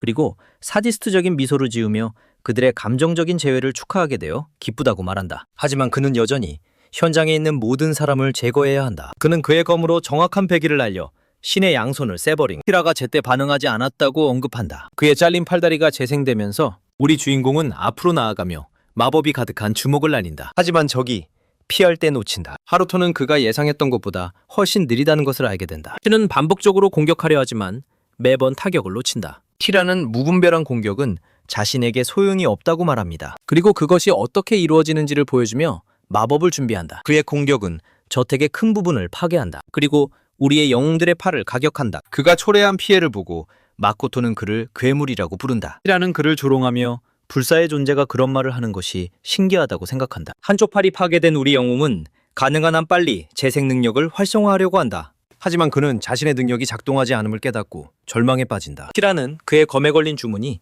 신의 재생을 방해하고 있다고 밝힌다. 우리 영웅은 두려움을 느낍니다. 키라는 100년의 다른 구성원들과 다릅니다. 그는 그를 물리칠 방법을 상상할 수 없고 이제는 단지 그의 여동생이 탈출하기를 원할 뿐이다. 그러므로 그는 그곳에서 살아남지 못하더라도 신경 쓰지 않는다. 신은 그가 어떻게 자신의 위치를 발견했는지 묻는다. 아키라는 이시키의 보고가 중단되어 상황을 확인하러 갔고 마코토와 마주쳤다고 설명한다. 키라에게는 행운이었지만 우리 주인공에게는 불행이었다. 하루토는 그럼 저택에 누가 더 있는지 묻는다. 주인공이 참석한 사람들을 언급할 때 복수를 사용했기 때문이다. 어진 영웅은 신의 여동생이 거기에 있다는 것을 알고 있지만 그의 전우들을 복수하는 데에는 관심이 없다. 사실 그는 길드 멤버들이 제거된 것에 대해 심지어 기뻐하고 있다. 신과 그의 동료들이 S급 멤버들을 물리쳐 레벨업했다는 의미이다. 이것은 키라가 지금 그들을 제거하면 많은 레벨을 얻을 것이라는 의미입니다. 우리 영웅은 자신이 완전히 미쳤다고 생각한다. 그는 부분적으로 동의하지만 거진 영웅은 신경 쓰지 않는다. 순간적으로 그는 시위대 앞에서 사라진다. 주인공이 다시 나타나 그의 배에 칼을 찌른다. 타격이 그를 심각하게 다치게 한다. 그리고 신이 무너져 패배한다. 키라는 터무니없는 수의 레벨을 얻는다. 압도적인 행복감을 느끼고 있다. 하지만 신은 포기하지 않기로 결심한다. 그는 키라의 발을 묶는 주문을 외우며 그를 반드시 제거하겠다고 선언한다. 신성한 성소의 도움을 사용하여 키라는 우리의 영웅을 물리친다. 그를 날려보내며 그는 결코 패배하지 않을 것이라고 선언했다. 현재 그의 수준에서는 주인공이 그에게 손도 대지 못한다. 그리고 계속해서 타격을 받으며 그의 생명력을 잃고 있다. 그의 재생 능력은 키라의 절대적인 힘에 따라잡을 수 없다. 적은 신에게 기회를 제공합니다. 그가 항복하고 조용히 가면 그는 여동생을 평화롭게 남겨둘 것이다. 하지만 그가 저항하면 먼저 그를 붙잡고 그 다음에 소녀를 붙잡을 것이다. 신이 그가 거짓말을 하고 있는지 묻자 하루토는 모든 것이 주인공의 행동에 달려있다고 대답한다. 완전한 공황 상태에서 신은 적 앞에 무릎을 꿇는다. 그에게 오직 그만 데려가 달라고 요청한다. 그는 그에게 그의 여동생을 살려달라고 간청한다. 그리고 키라는 그의 품위와 자존심 부족을 조롱하며 웃는다. 하지만 사실 키라는 거짓말을 하고 있었고 그들 둘을 제거할 계획을 세우고 있었다. 분노로 가득 찬 우리의 영웅은 소리치며 시도한다. 펀치키라가 뒤로 피한다. 그 순간 남아있는 모든 클론들과 원래의 미노리가 그들의 형을 보호하기 위해 나타났다. 하루토는 신이 그들을 잘 챙겼고 아직 남아있는 것이 몇 개 있다고 언급한다. 미노리가 나타나자 주인공은 그들이 그를 상대할 수 없으니 멈추라고 외친다. 클론들이 하나씩 파괴되기 시작한다. 하지만 그들은 싸움에서 이길 수 없더라도 두 사람이 탈출할 시간을 벌 수 있다고 말합니다. 하루토가 신에게 다가가면서 그들은 그들을 지옥에서 구해준 그에게 보답하기 위해 자신을 희생했다. 즉시 순간이동 마법을 사용하여 클론 중 하나가 두 형제를 무사히 그곳에서 빼내는 데 성공했다. 키라는 그의 공격을 놓친다. 그리고 그 정도의 마법은 막대한 양의 만화를 필요로 한다는 것을 깨닫는다. 피전자가 땅에 쓰러져 있는 모습을 보며 그는 상황이 문제라고 생각한다.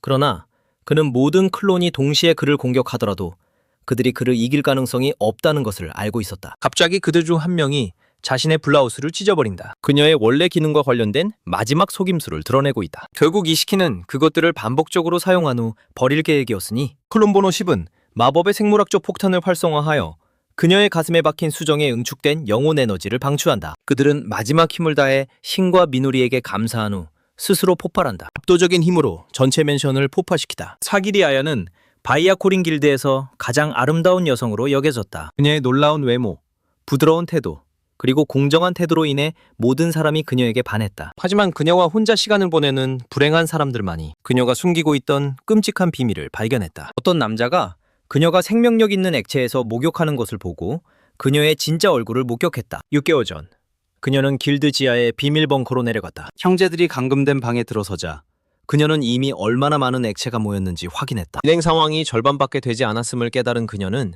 추출 속도를 높이기로 결정했다. 기계가 멈췄을 때 그녀는 패널에 직접 가서 다시 켰다. 무력한 형제들은 그들 바로 아래에 거대한 팬이 나타나는 것을 보았다. 날이 아찔한 속도로 회전하기 시작했다. 그리고 그들은 천천히 갈려들면서 두려움에 휩싸였다. 이 장면을 지켜보며 마법사 아야는 사디스트적으로 웃음을 터뜨렸다. 그 방법이 그녀의 레벨업에는 도움이 되지 않았지만 그녀에게는 중요하지 않았다. 그녀가 그들의 토마토 소스를 즐길 수 있다면 그것으로 충분했다. 그녀는 항상 불사의 존재가 좀비처럼 보일 것이라고 상상했다. 그들이 그렇게 부드러운 피부를 가질 줄은 결코 몰랐다. 그들이 얼마나 고통받았든 그들의 피부는 항상 재생되었다. 갓 태어난 아기처럼 부드럽게 되는 것.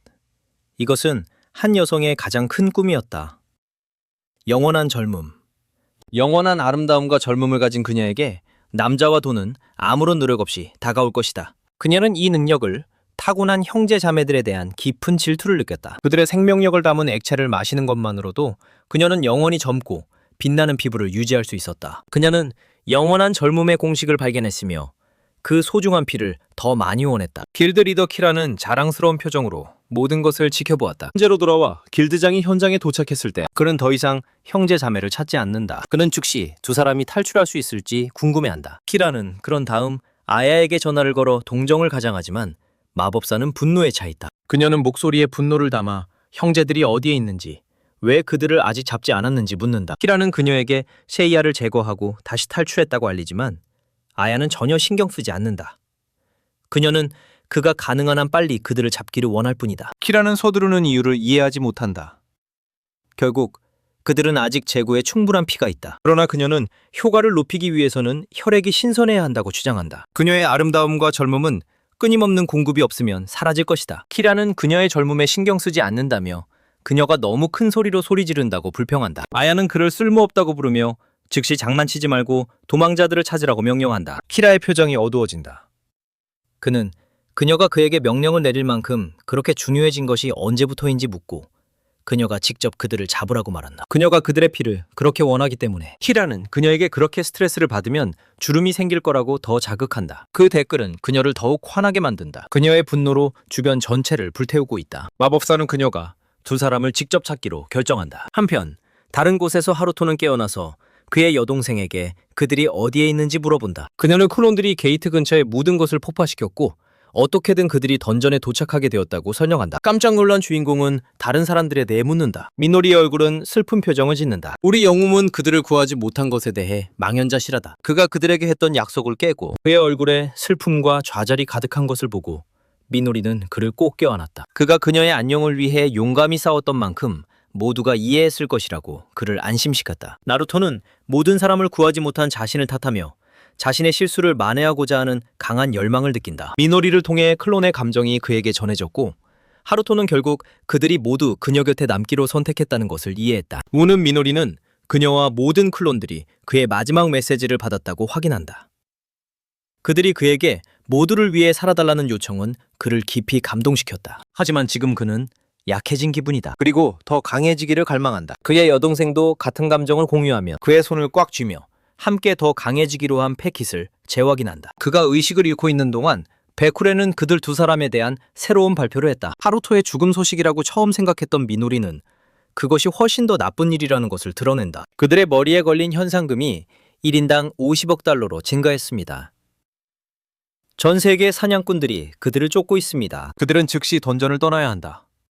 그들의 추적자들이 텔레포트 지점을 통해 그들을 추적할 수 있기 때문이다. 구불구불한 길을 따라 그들은 마침내 강렬한 빛으로 표시된 출구를 찾는다. 하지만 하루토는 미노리 앞에 서서 그녀에게 멈추라고 말합니다. 출구 바로 앞에 거대한 눈이 나타나며 전체 출구를 가로막고 있다. 그때 그 전체 몽체가 드러난다.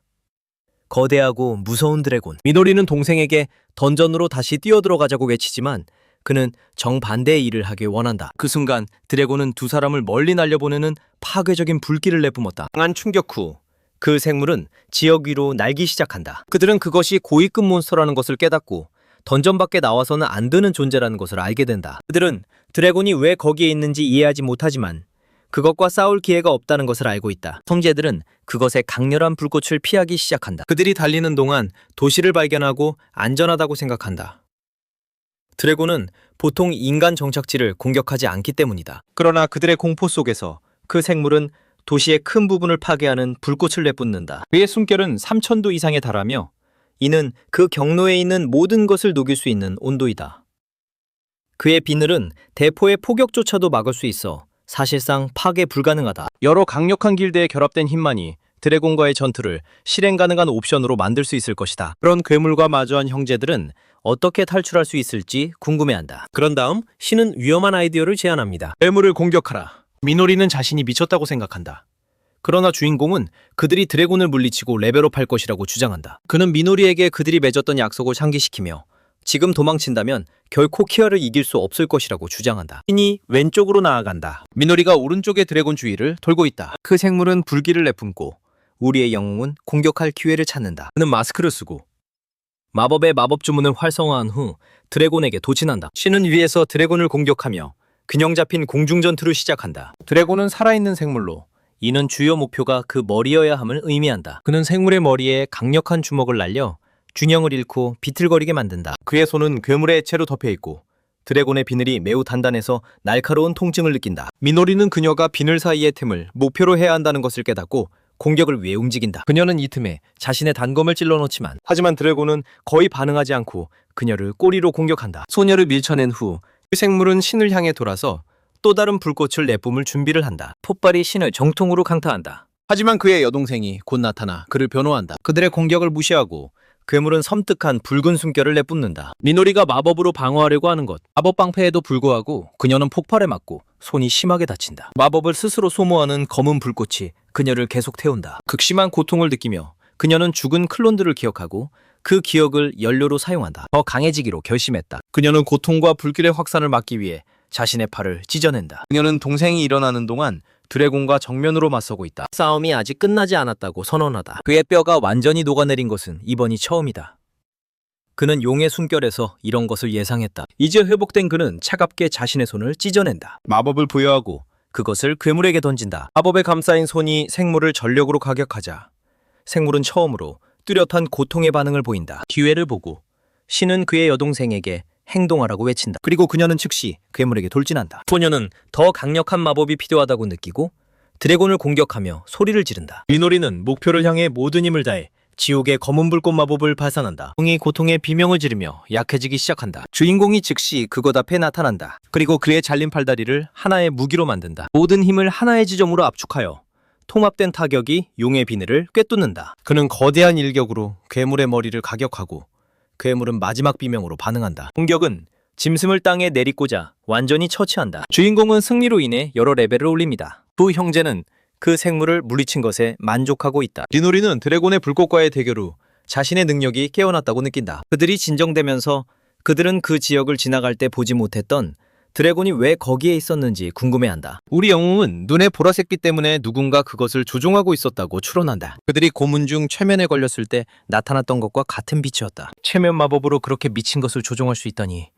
그것은 오직 마법사 아야뿐일 것이다. 그가 그녀의 이름을 말하자마자 여러 마리의 드래곤이 섬위로 날기 시작한다. 그중 하나 위에는 검을 든 2명의 잘 차려입은 사람들이 있다. 그들은 뛰어내리고 주인공은 그들도 조종당하고 있다고 의심한다. 그들이 즉시 그와 미노리에게 돌진한다. 그들 중 한 명이 소녀에게 칼을 던지는데 소녀는 땅에서 구르며 피한다. 격분한 주인공은 공격자를 날려보내는 주먹을 날린다. 즉시 거대한 드래곤이 나타나 무서운 숨결 공격을 준비하고 있다. 공격을 발휘할 때 주변을 파괴한다. 주인공은 폭발이 이전의 드래곤들보다 훨씬 더 넓은 지역에 영향을 미쳤다는 것을 알아차린다. 이것은 그들이 이미 자신의 위치를 발견했음을 의미합니다. 점점 더 많은 적들이 나타나고 있다. 신은 드래곤을 처리하기로 결심하고 미노리에게 사냥꾼들을 상대하라고 요청한다. 체면의 지배를 받는 것처럼 보였다. 그들의 힘을 보고 신은 그녀에게 물러나라고 말하며 자신이 거의 그녀를 위험한 상황에 빠뜨릴 뻔했다는 것을 깨닫는다. 그는 모든 것을 직접 처리하겠다고 말합니다. 하지만 미노리는 오빠에게 그것을 하게 하는 것이 두렵다. 세이야에 대한 맨션에서 일어난 일을 기억하며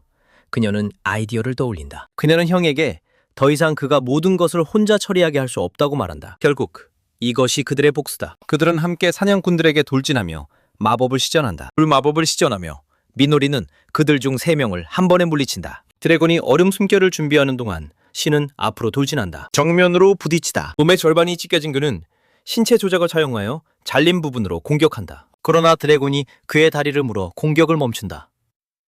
교묘하게 신은 독주입을 사용한다. 생물체가 극심한 고통을 느끼게 하고 가을 패배, 그에게 많은 레벨을 부여합니다. 사냥꾼들은 미노리를 끈질기게 공격하지만 그녀는 모든 타격을 피한다. 위에서 더 많은 적들이 나타나는 것을 보자 그녀는 자신을 보호하기 위해 마법 방패를 소환할 수밖에 없다. 그녀가 등에 칼에 찔릴 때까지 목표가 너무 많다는 것을 깨달은 그녀는 더 이상 주저하지 않기로 결심한다. 블랙플레임 확장을 사용하여 여러 적을 동시에 타격합니다. 그녀는 오빠에게 영구적인 피해를 피하기 위해 이 일을 빨리 끝내야 한다고 경고한다. 검은 불꽃이 그들을 태우고 있음에도 불구하고 사냥꾼들은 다시 일어선다. 해면 마법은 절대적인 복종을 강요하며 그들이 심각한 부상을 입었음에도 불구하고 계속 서 있게 합니다. 갑자기 그들은 드래곤들과 함께 줄을 서다. 타기리 아야가 포털에서 나타나기를 기다리고 있다. 형제 자매들은 키라가 그녀와 함께 오지 않았다는 것을 알아챘다. 여자는 오만하게도 자신이 혼자서 그들을 다룰 수 있다고 생각하는 것 같다. 그녀는 최면에 걸린 사람들과 5가지 감각을 공유하고 있으며 그래서 그녀가 섬에서 그들을 찾을 수 있었다고 밝힌다. 그는 그녀가 키라 하루토 없이 그들에게 오는 것이 용감했다고 언급한다. 그녀는 그가 자신이 약하다고 생각하는 2명의 상대와 맞설 필요가 없다고 대답한다. 미노리는 그녀의 검은 불꽃을 소환하고 다만은 넘어짐의 전조라고 말합니다. 그녀는 마법사를 공격하지만 마법사는 주문을 완전히 해제하고 상처 하나 없이 남아있다. 마법사는 공격으로부터 자신을 보호하기 위해 생명체의 방태를 사용했다. 이것은 미노리를 격분하게 만든다. 누군가 아야가 인간의 생명을 소중히 여기지 않기 때문에 울고 있다. 사냥꾼 중 한 명이 땅에 쓰러져 패배하자 마법사는 인간의 삶은 그녀에게 무의미하다고 말한다. 그녀가 아름답고 강하기만 하면 그게 전부다. 나머지는 버릴 수 있다. 미노리는 인생에 계급이 없다고 믿는다. 하지만 마법사는 2사람이 환상 속에 살고 있다고 주장하며 지금 바로 그들을 환상에서 깨우겠다고 말합니다. 아야는 주변을 파괴하는 보라색 번개 마법을 사용한다. 그들 사이에 분화구를 만듭니다. 신마코토가 그의 여동생을 구하기 위해 뛰어오른다. 아야가 나타나서 그가 자신에 대해 더 걱정해야 한다고 말한다. 그녀는 체면적인 유혹을 사용하여 그의 입술에 키스한다. 신마코토의 눈이 보라색으로 변했으며 아야의 마법에 의해 조종당하고 있었다. 그리고 그의 여동생은 무서워하고 있다. 마법사는 자신이 운이 좋다고 말합니다. 그는 아무것도 할 필요가 없고 영원히 젊음을 유지할 것입니다. 미도리는 자신의 형을 최면에 홀고 있다는 사실에 분노하며 마법사에게 달려든다. 그녀는 단검으로 돌진한다. 하지만 그녀의 형이 앞에 나서서 그 타격을 받아낸다. 마법사는 그녀의 머릿속에 들어가려고 하며 자신의 형제를 찌르는 것이 얼마나 끔찍한 일인지 말한다. 미노리가 다시 공격하려고 할 때 아야는 그녀의 형이 강력한 펀치로 반격하게 만든다. 미노리는 피하고 소리치며 그를 최면에서 깨우려고 한다. 그녀는 그가 자신을 알아봐 주기를 간절히 부탁하지만 아야는 소용없다고 말한다. 그녀의 최면은 그녀가 아닌 다른 사람이 깨트릴 수 없으며 미노리가 더 강력한 주문으로 그것을 압도하거나 시전자를 제거하지 않는 한 깨질 수 없다. 신을 조종하며 아야는 그에게 미노리를 공격하라고 명령하고 소녀는 발차기를 시작한다. 그녀를 차버린 후 그는 앞으로 나아가 또 다른 펀치를 준비한다. 그것이 그녀를 정통으로 가격한다. 아야는 미노리가 자신이 사랑하는 형에게 맞아 기분이 나쁘다는 것을 알고 있다. 형은 훨씬 더 강하다. 미노리는 그녀의 단검을 잡고 제거당하지 않기 위해 반격하기로 결심한다. 그녀의 형제를 바라보며 그녀는 그가 그녀에게 친절했던 순간들을 떠올리는 비전을 가지고 있다. 이것은 그녀를 방해한다. 그녀가 강력한 타격을 받게 만들었다. 땅에 누워 무장해제된 그녀는 신과 싸울 수 없을 것이라는 생각에 힘이 빠졌다. 그는 그녀를 목조르며 그녀를 땅에서 들어올려 무력감을 느끼게 했다. 그녀는 과거에 그녀를 보호하는 형의 환상을 보기 시작했다. 그리고 함께 강해지겠다는 약속을 기억했다. 아직 의식이 있는 미노리는 무언가를 중얼거리기 시작했다. 그녀는 증오에 사로잡혀 마녀를 제거하겠다고 힘껏 소리쳤다. 아야는 신마코토에게 그의 여동생을 산산조각 내라고 명령했다. 하지만 먼저 반응한 것은 미노리였다. 그의 팔다리를 잘라냈다. 그녀는 그의 공격을 피하면서 오빠에게 사과했다. 그리고 곧바로 그녀는 광범위한 지역을 덮는 폭발적인 검은 불꽃 마법을 시전했다. 아야는 공격을 피하며 포털을 통해 탈출했다. 미노리는 항상 오빠 뒤에만 있으면 모든 것이 괜찮을 것이라고 생각했다. 하지만 그것은 더 이상 충분하지 않았다. 그녀는 자신의 생존을 위해 그를 냉정하게 공격했다. 그의 팔을 찢어내고 마지막으로 그의 머리. 하지만 신은 머리가 없는데도 계속 싸웠고 그의 여동생에게 주먹을 날렸다. 그녀는 그의 타격 속에서 감정과 사과를 느낄 수 있었다. 사과해야 할 사람은 미노리였다. 결국 그녀는 약했고 항상 그를 끌어내리기만 했다. 하지만 이제 그것이 바뀔 것이다. 이제 그녀는 그녀의 형을 보호할 힘을 가질 것이다. 그녀는 싸우면서 레벨을 올리고 싸웠다. 마침내 그를 포옹했다. 포옹하는 동안 그녀는 강해지겠다고 선언했다. 그리고 마법과 함께 폭발하며 신마코토를 데려갔다. 희생 공격 후 아야는 2 형제의 피를 모으려고 했다. 그녀는 가능한 한 빨리 그것들을 회복하고 싶었다. 그녀는 그들을 볼 수 없게 만드는 짙은 연기에 짜증이 났다. 연기 속에서 미노리의 목소리가 나왔다. 아야가 신과 싸울 수 없을 것이라고 생각하며 자신을 과소평가했다고 말했다. 하지만 그들이 지옥에서 탈출한 날, 그들은 서로를 여러 번 제거했다. 소녀에게서 나오는 엄청난 양의 마법의 힘이 있었고 그녀는 오래전에 마음을 정했다고 말했다. 신 마코토는 그의 누나가 그를 최면에서 깨워준 것에 대해 감사했다. 그리고 이제 그들은 함께 싸울 것이다. 아야는 폭발이 그녀의 마법을 깨뜨렸다는 것을 깨달았다. 그는 다시 그를 최면에 걸리게 하려고 준비했다. 아야는 모든 사냥꾼과 드래곤을 다시 소집하여 두 형제를 공격하라고 명령했다. 미노리, 이제 더 강해진 그녀는 단검을 사용하여 검 공격을 방어했다. 그녀의 형이 사냥꾼을 처치했다. 그러나 바로 그 후 드래곤이 그를 거의 태워버릴 뻔했다. 하지만 그때 키르미노리가 그를 구해주며 보호 마법을 만들었다. 그녀는 검은 불꽃을 사용하여 괴물을 처치했다. 마법사는 모든 시체를 다시 한번 일으켰다. 그녀와 싸우는 것은 무의미하다고 선언하며 그들의 심장이 영원히 멈출 때까지 계속 움직일 것이라고 말했다. 그는 그들을 제대로 제거하지 않으면 그들이 계속 살아날 것이라는 것을 알고 있었다. 그 형제는 이제 좀비처럼 행동하는 최면에 걸린 사람들을 계속 마주했다. 심한 구타를 당한 후에도 적이 없는데도 불구하고 그중 하나는 여전히 서 있었다. 그의 여동생은 그들의 움직임이 마법에 의해 이루어지지 않는다고 지적하며 그에게 그냥 쓰러뜨리라고 말했다. 그는 이해했다. 그리고 그들을 공격하기 시작했다. 마법으로 그의 주먹을 채우다. 전투 중에 분노한 드래곤이 그를 향해 날아갔다. 아야가 등에 올라탄 채 드래곤은 영웅을 짓밟아 땅에 눕혔다. 기회를 잡고 그녀는 다시 그의 마음을 마법으로 최면에 걸리게 하려 했다. 그녀의 최면에서 아무도 빠져나갈 수 없다고 주장하고 있다. 아야는 그의 체력과 마법이 전투로 한계에 다다랐다고 가정하며 웃기 시작했다. 그가 마법에 쉽게 빠질 것이라고 확신했다. 그녀는 그에게 미노리를 제거하라고 명령했다. 갑자기 그는 무릎을 꿇고 마법이 주입된 타격을 준비했다. 아야는 그에게 명령을 따르라고 재촉했지만 그녀의 기대를 깨트리며 그는 악당의 턱에 강력한 주먹을 날렸다. 땅에 누워 그녀는 충격에 빠져 있었다. 그녀의 최면이 더 이상 효과가 없다는 것을 깨달았다. 조 형제는 이제 더 높은 수준에 있었고 그녀의 마법은 더 이상 그들에게 영향을 미치지 않았다. 피가 부서진 아야는 그가 자신의 최면을 극복했다는 것이 불가능하다고 생각했다. 분노에 차서 그녀는 그들을 끝장내기 위해 다양한 파괴적인 주문을 시전하기 시작했다. 리노리는 방패를 만들어 모든 공격을 막아내며 두 사람이 불사의 존재라고 주장했다. 아야는 더욱 화가 나서 마법을 뿌렸다. 더 강력한 주문. 형제들에게 다양한 마법 요소의 유성대를 퍼붓고 있다. 주문이 효과가 없었다.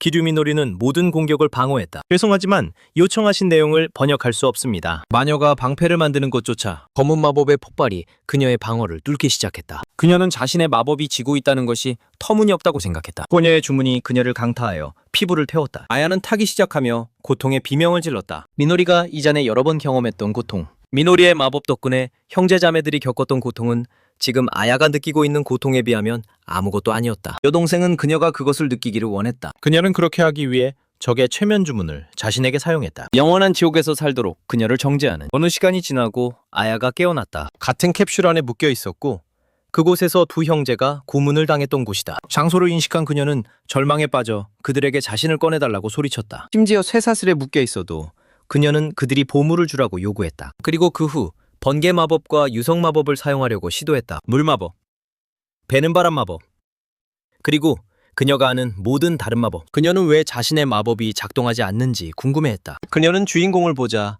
그의 주의를 끌며 그가 듣고 있는지 물었다. 그가 컴퓨터에서 일하는 모습을 보며 그녀는 절망하며 그가 무엇을 할 것인지 물었다. 그는 빨간 버튼을 누른다. 그녀 아래의 프로펠러가 돌아가기 시작하며 마녀를 그 속으로 끌어당긴다. 순간 그녀는 찢기기 시작하며 강렬한 고통으로 비명을 지른다. 그녀의 팔다리는 몸에서 찢겨나갔다. 하지만 그녀는 갑자기 깨어나며 모든 것이 꿈이었다고 느낀다. 그녀는 자신이 다시 같은 장소에 있다는 것을 깨닫고 그 고통이 진짜였다는 것을 알게 된다. 아야는 자신의 생명을 구걸하기 시작한다. 주인공은 점수를 확인하기 위해 점수판을 가리킨다. 숫자를 표시합니다. 그녀는 이해한다.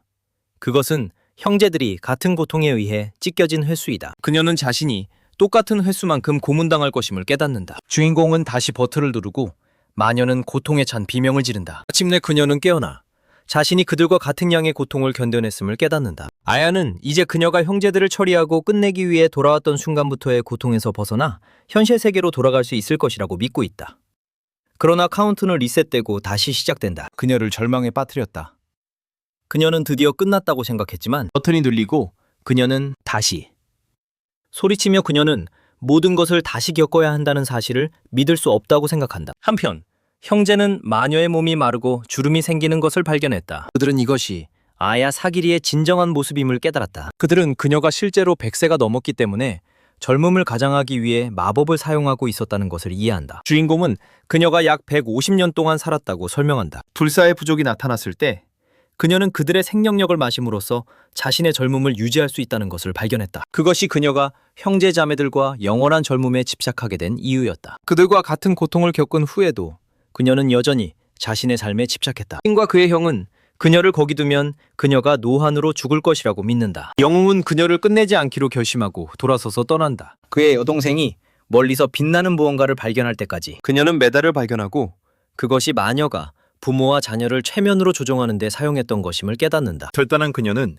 이 고통의 순환을 가능한 한 빨리 끝내야 한다고 결심한다. 마녀는 몇 시간이 지났는지 아니면 며칠이 지났는지 궁금해하며 자신의 죽음이 가까워졌음을 알고 있다. 갑자기 하루토가 그녀의 존재를 감지하고 도착하여 그녀가 임종해 있는 것을 발견한다. 아야는 그에게 자신을 끝내달라고 애원한다.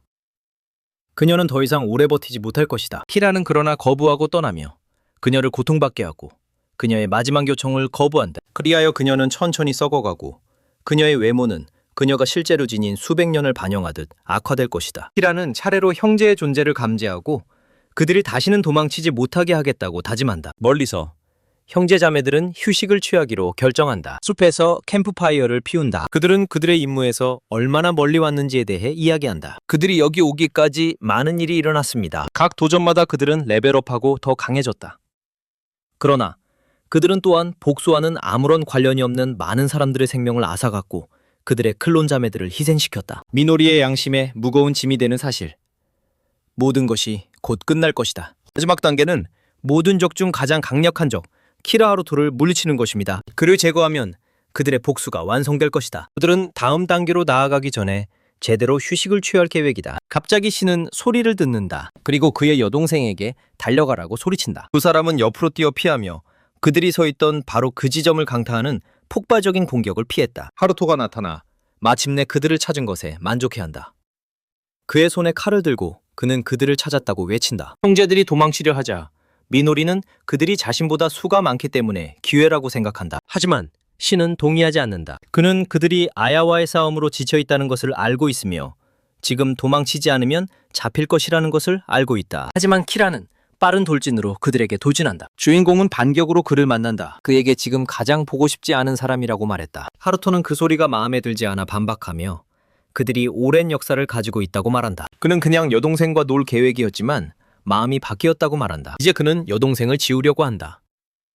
그의 검이 변형되어 눈이 돋고 크기가 커진다. 그는 그녀가 사야의 저택에서 도망친 것에 짜증이 났고 분노를 표출하기 위해 그녀를 제거해야겠다고 결심했다. 광적인 표정으로 키라는 그가 화가 났기 때문에 그녀의 존재를 지우겠다고 선언한다. 분노로 가득 찬 신 마코토는 그에게 달려들며 분노가 그의 혈관을 타고 흐른다. 그는 주먹을 날리지만 하루토는 그것을 쉽게 피한다. 미노리는 단검으로 공격한다. 악당은 두 타격을 막아내지만 신은 다시 공격한다. 영웅은 그들의 합동 공격이 키라에게 효과적이었다는 것을 알아차린다. 미노리는 그녀의 단검에 강력한 마법을 부여한다. 그리고 그녀의 목표를 향해 배기를 날린다. 그가 피할 때 주인공이 그 뒤에서 충전된 주먹을 날린다. 키라가 다시 피한다. 상황이 위험해지고 있음을 보고 마법을 걸다. 그의 검은 에너지가 깃들어 있어 그 역시 큰 위협임을 보여준다. 신은 검의 공격을 피하기 위해 달리기 시작한다. 하지만 결국 팔을 잃게 된다. 그는 잃어버린 팔다리를 가능한 한 빨리 재생하려고 하지만 그의 재생이 작동하지 않음을 알아차린다. 그의 생명력이 빠져나가기 시작하고 그는 극심한 고통을 느낀다. 그의 몸도 움직이지 않는다. 미노리가 그녀는 뒤에서 맞았다. 강력한 발차기가 그녀를 날려보낸다. 나무를 뚫고 지나가고 있다. 키라는 불사의 존재를 쫓아내는 검을 휘두른다고 밝힌다. 이 검이 입히는 상처는 결코 재생되지 않는다. 그가 이전에 사용했던 모든 장난감들과는 달리 이 무기는 진정으로 그들을 제거할 수 있다. 키류시는 절망에 빠져 비명을 지른다. 하지만 키라는 침착함을 유지한다. 그리고 그의 검을 들었다. 그의 삶을 끝내기 위해 갑작스러운 배기를 가했다. 그의 타격이 목표에 맞고 피가 튀어오른다. 키라는 자신이 이겼다고 생각하며 미소를 짓는다. 그러나 그는 그녀의 형을 보호하기 위해 자신을 앞에 던진 미노리를 베어버렸다. 순식간에 그녀의 몸은 완전히 파괴되어 신은 절대적인 충격에 빠진다. 그는 미노리의 남은 것을 품에 안고 울기 시작한다. 그녀의 마지막 말은 그의 이름이다. 절망 속에서 그는 그녀를 구하기 위해 주문을 외우려 하지만 아무 일도 일어나지 않는다. 그는 완전히 괴로워하며 자신의 여동생에게 깨어나라고 소리치며 이것이 끝이라고 믿으려 하지 않는다. 그녀의 마지막 말은 그에게 사랑한다고 전하는 것이다. 그리고 키라는 그녀를 완전히 끝내버린다. 이로 인해 마코토는 반응할 수 없게 된다. 하루토는 감정적인 가족 순간을 싫어한다고 언급한다. 그는 마코토를 제거하려고 하면 그의 여동생이 그를 보호하러 올 것이라는 것을 알고 있었다. 가족의 유대는 유용하다. 하루토는 그들의 정확한 행동을 예상했기 때문이다. 마코토는 몸에서 떨어진 여동생의 머리를 바라보며 겨우 눈물을 흘릴 수 있다. 그들이 자유로웠던 시절의 먼 기억이 그의 마음에 떠오른다. 그는 그녀가 자신을 위해 음식을 만드는 것을 기억한다. 그리고 두 사람이 행복하게 먹고 있다. 미노리는 옷을 줄에 걸고 오늘이 멋진 날이 될 것이라고 선언했다. 그는 그녀에게 학교에 갈 시간이라고 말하고 그들은 함께 갈 것이다. 그녀는 요시다가 그녀를 수족관에 초대했다고 언급했다. 마코토는 그녀가 수족관을 싫어한다고 생각했기 때문에 그것이 이상하다고 느꼈다. 사실 그녀는 요시다와 나가고 싶지 않았다. 자신의 형제와 시간을 보낸 지 오래되었기 때문이다. 마코토는 아르바이트로 바빴기 때문에 미노리를 초대해 함께 수족관에 가기로 했다. 그녀는 수락했고 그들은 그 약속을 했다. 기억이 바뀐다. 그들이 마을을 지나가고 있을 때 하루토 키라와 마주쳤다. 그는 그들이 키류 마코토와 키류 미노리인지 물었다. 놀란 그들은 확인했다. 게루도는 그들을 오랫동안 찾고 있었다고 말했다. 그리고 마침내 그들을 찾았다. 그는 그들의 몸 때문에 그들을 위해 왔다고 말했다. 그는 단 한 번의 배기로 마코토를 그의 여동생 바로 앞에서 반으로 쪼갰다. 그녀는 절망적인 눈물로 터져나왔다. 하지만 순간이 지나자 그녀의 형의 몸이 재생되었다. 하루토는 재생 능력이 놀랍다고 생각했다. 마코토 자신도 자신이 그런 능력을 가지고 있다는 것을 몰랐다. 그것은 그의 정보원이 그에게 말했던 것을 확인시켜 주었다. 그들은 불멸이었다. 그는 또 다른 공격을 퍼부어 그들의 머리를 베어내며 둘 다 제거했다. 그들이 얼마나 많은 번 제거되었든지 간에 무한히 재생되는 것을 보며 그는 놀랐다. 그는 불사의 후손인 그런 괴물들이 존재한다는 것을 상상조차 하지 못했다. 형제 자매들은 그들의 진정한 출신에 대해 전혀 알지 못했다. 그는 그들을 다시 빠르게 죽이고 정복하며 그들의 머리를 밟았다. 그 순간부터 그들은 그의 음식이 되었다. 그리고 고문이 시작되었고 결코 멈추지 않았다. 그들은 하루토 키라의 검에 의해 수백 번 제거되었다. 그들의 몸을 잘 활용하겠다고 약속한 사람들. 현재로 돌아와 마코토는 경련을 일으키며 울고 있다. 그의 여동생이 영원히 탈락하는 것을 지켜보는 것. 그는 광란 모드에 들어가며 압도적인 분노로 소리친다. 소리친 후 그의 몸에서 거대한 붉은 에너지가 방출되며 섬뜩한 아우라가 그를 둘러싼다. 변화는 하루토에게 깊은 인상을 남기고 그의 괴물 같은 존재에 약간의 두려움을 느끼게 한다. 그는 마코토의 새로운 모습, 뿔이 있는 짐승 같은 형체를 보고 충격을 받는다.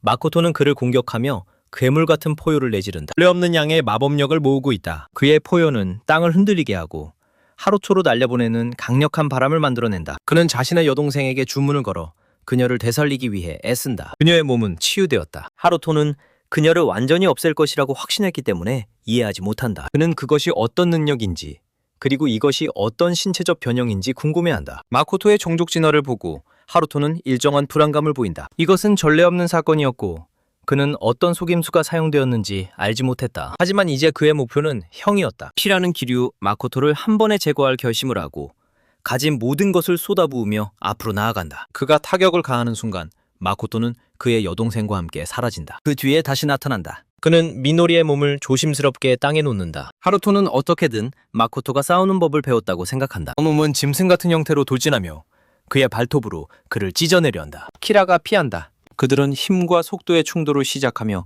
서로를 치려고 한다. 하루토는 자신의 여동생의 죽음으로 인해 이렇게 높은 힘에 도달하게 된 것에 대해 분노하고 있다. 반면에 그는 자신이 레벨업하기 위해 마코토를 수백, 어쩌면 수천 번은 처치해야 했던 것이다. 마코토는 날카로운 비명을 지르며 다시 돌진한다. 아키라는 현재 상태를 받아들이기를 거부한다. 그들 사이에 또 다른 힘의 충돌이 발생한다. 그리고 처음에는 둘 다 타격을 가할 수 없다. 하지만 마코토는 곧 키라를 멀리 던져버린다. 오랜만에 그에게 고통을 느끼게 했다. 그는 키류가 한 번에 그에게 이렇게 많은 피해를 준 첫 번째 사람이라고 인정한다. 하지만 거만해질 이유는 없었다. 결국 그는 단지 불사의 후손일 뿐이었고 그를 이길 수는 없었다. 하루토는 마코토가 된 괴물에게 미소를 짓는다. 모욕에 거의 반응하지 않는 사람. 그들은 깊게 숨을 쉬고 또 다른 끊임없는 공격과 회피의 연속에 돌입한다. 마코토는 검은 번개 마법을 모으고 키라에게 발사한다. 하루토는 피하고 상황에 점점 더 화가 난다. 그는 적을 완전히 제거하기 위해 자신의 검을 사용한다. 마코토는 어깨에 상처를 입는다.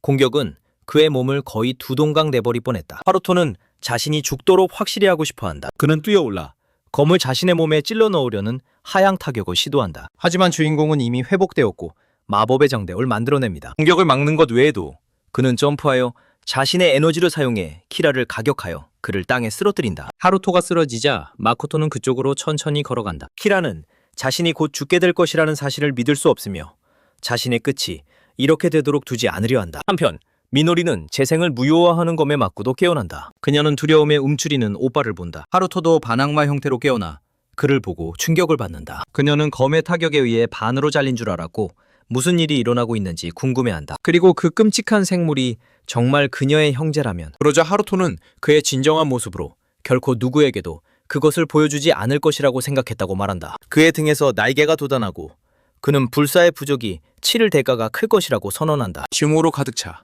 그는 앞으로 나아가 잔인한 공격을 퍼붓는다. 그와 마코토는 지옥 같은 힘으로 충돌하며 막대한 양의 에너지를 발산한다. 그의 여동생은 하늘에서 싸우는 두 사람을 압도적인 집중력으로 지켜보며 완전히 놀란다. 키라는 얼굴에 악마 같은 표정을 지으며 주인공에게 칼을 사용하려고 공격한다. 마코토는 그러나 맨손으로 칼날을 잡는다. 그의 입에서 발사하는 마법의 폭발을 모으고 있다. 공격이 하루토를 정통으로 가격하여 그를 땅에서 튕겨내고 엄청난 고통을 안긴다. 그러나 그는 이를 견뎌내고 주인공을 땅에 내리치는 검격을 가한다. 그는 다시 돌진하여 또 다른 배기로 그를 날려보낸다. 마코토는 땅에 미끄러져 멈추고 나서 적에게 돌진하며 목구멍에서 나오는 비명소리를 내지른다. 그는 바졸 안의 지도자의 목을 물어 그 지도자는 날카로운 통증을 느낀다. 하지만 하루토는 상황을 이용해 기주 마코토의 머리를 베어버린다. 그는 그 칼에 의해 그의 목이 베이면 마코토가 재생하는 것은 불가능할 것이라고 믿고 있다. 그는 불사의 존재가 드디어 죽음의 진정한 감각을 느끼고 있는지 묻는다. 터무니없이 웃다가 그는 갑자기 멈춘다. 그가 마코토의 몸에서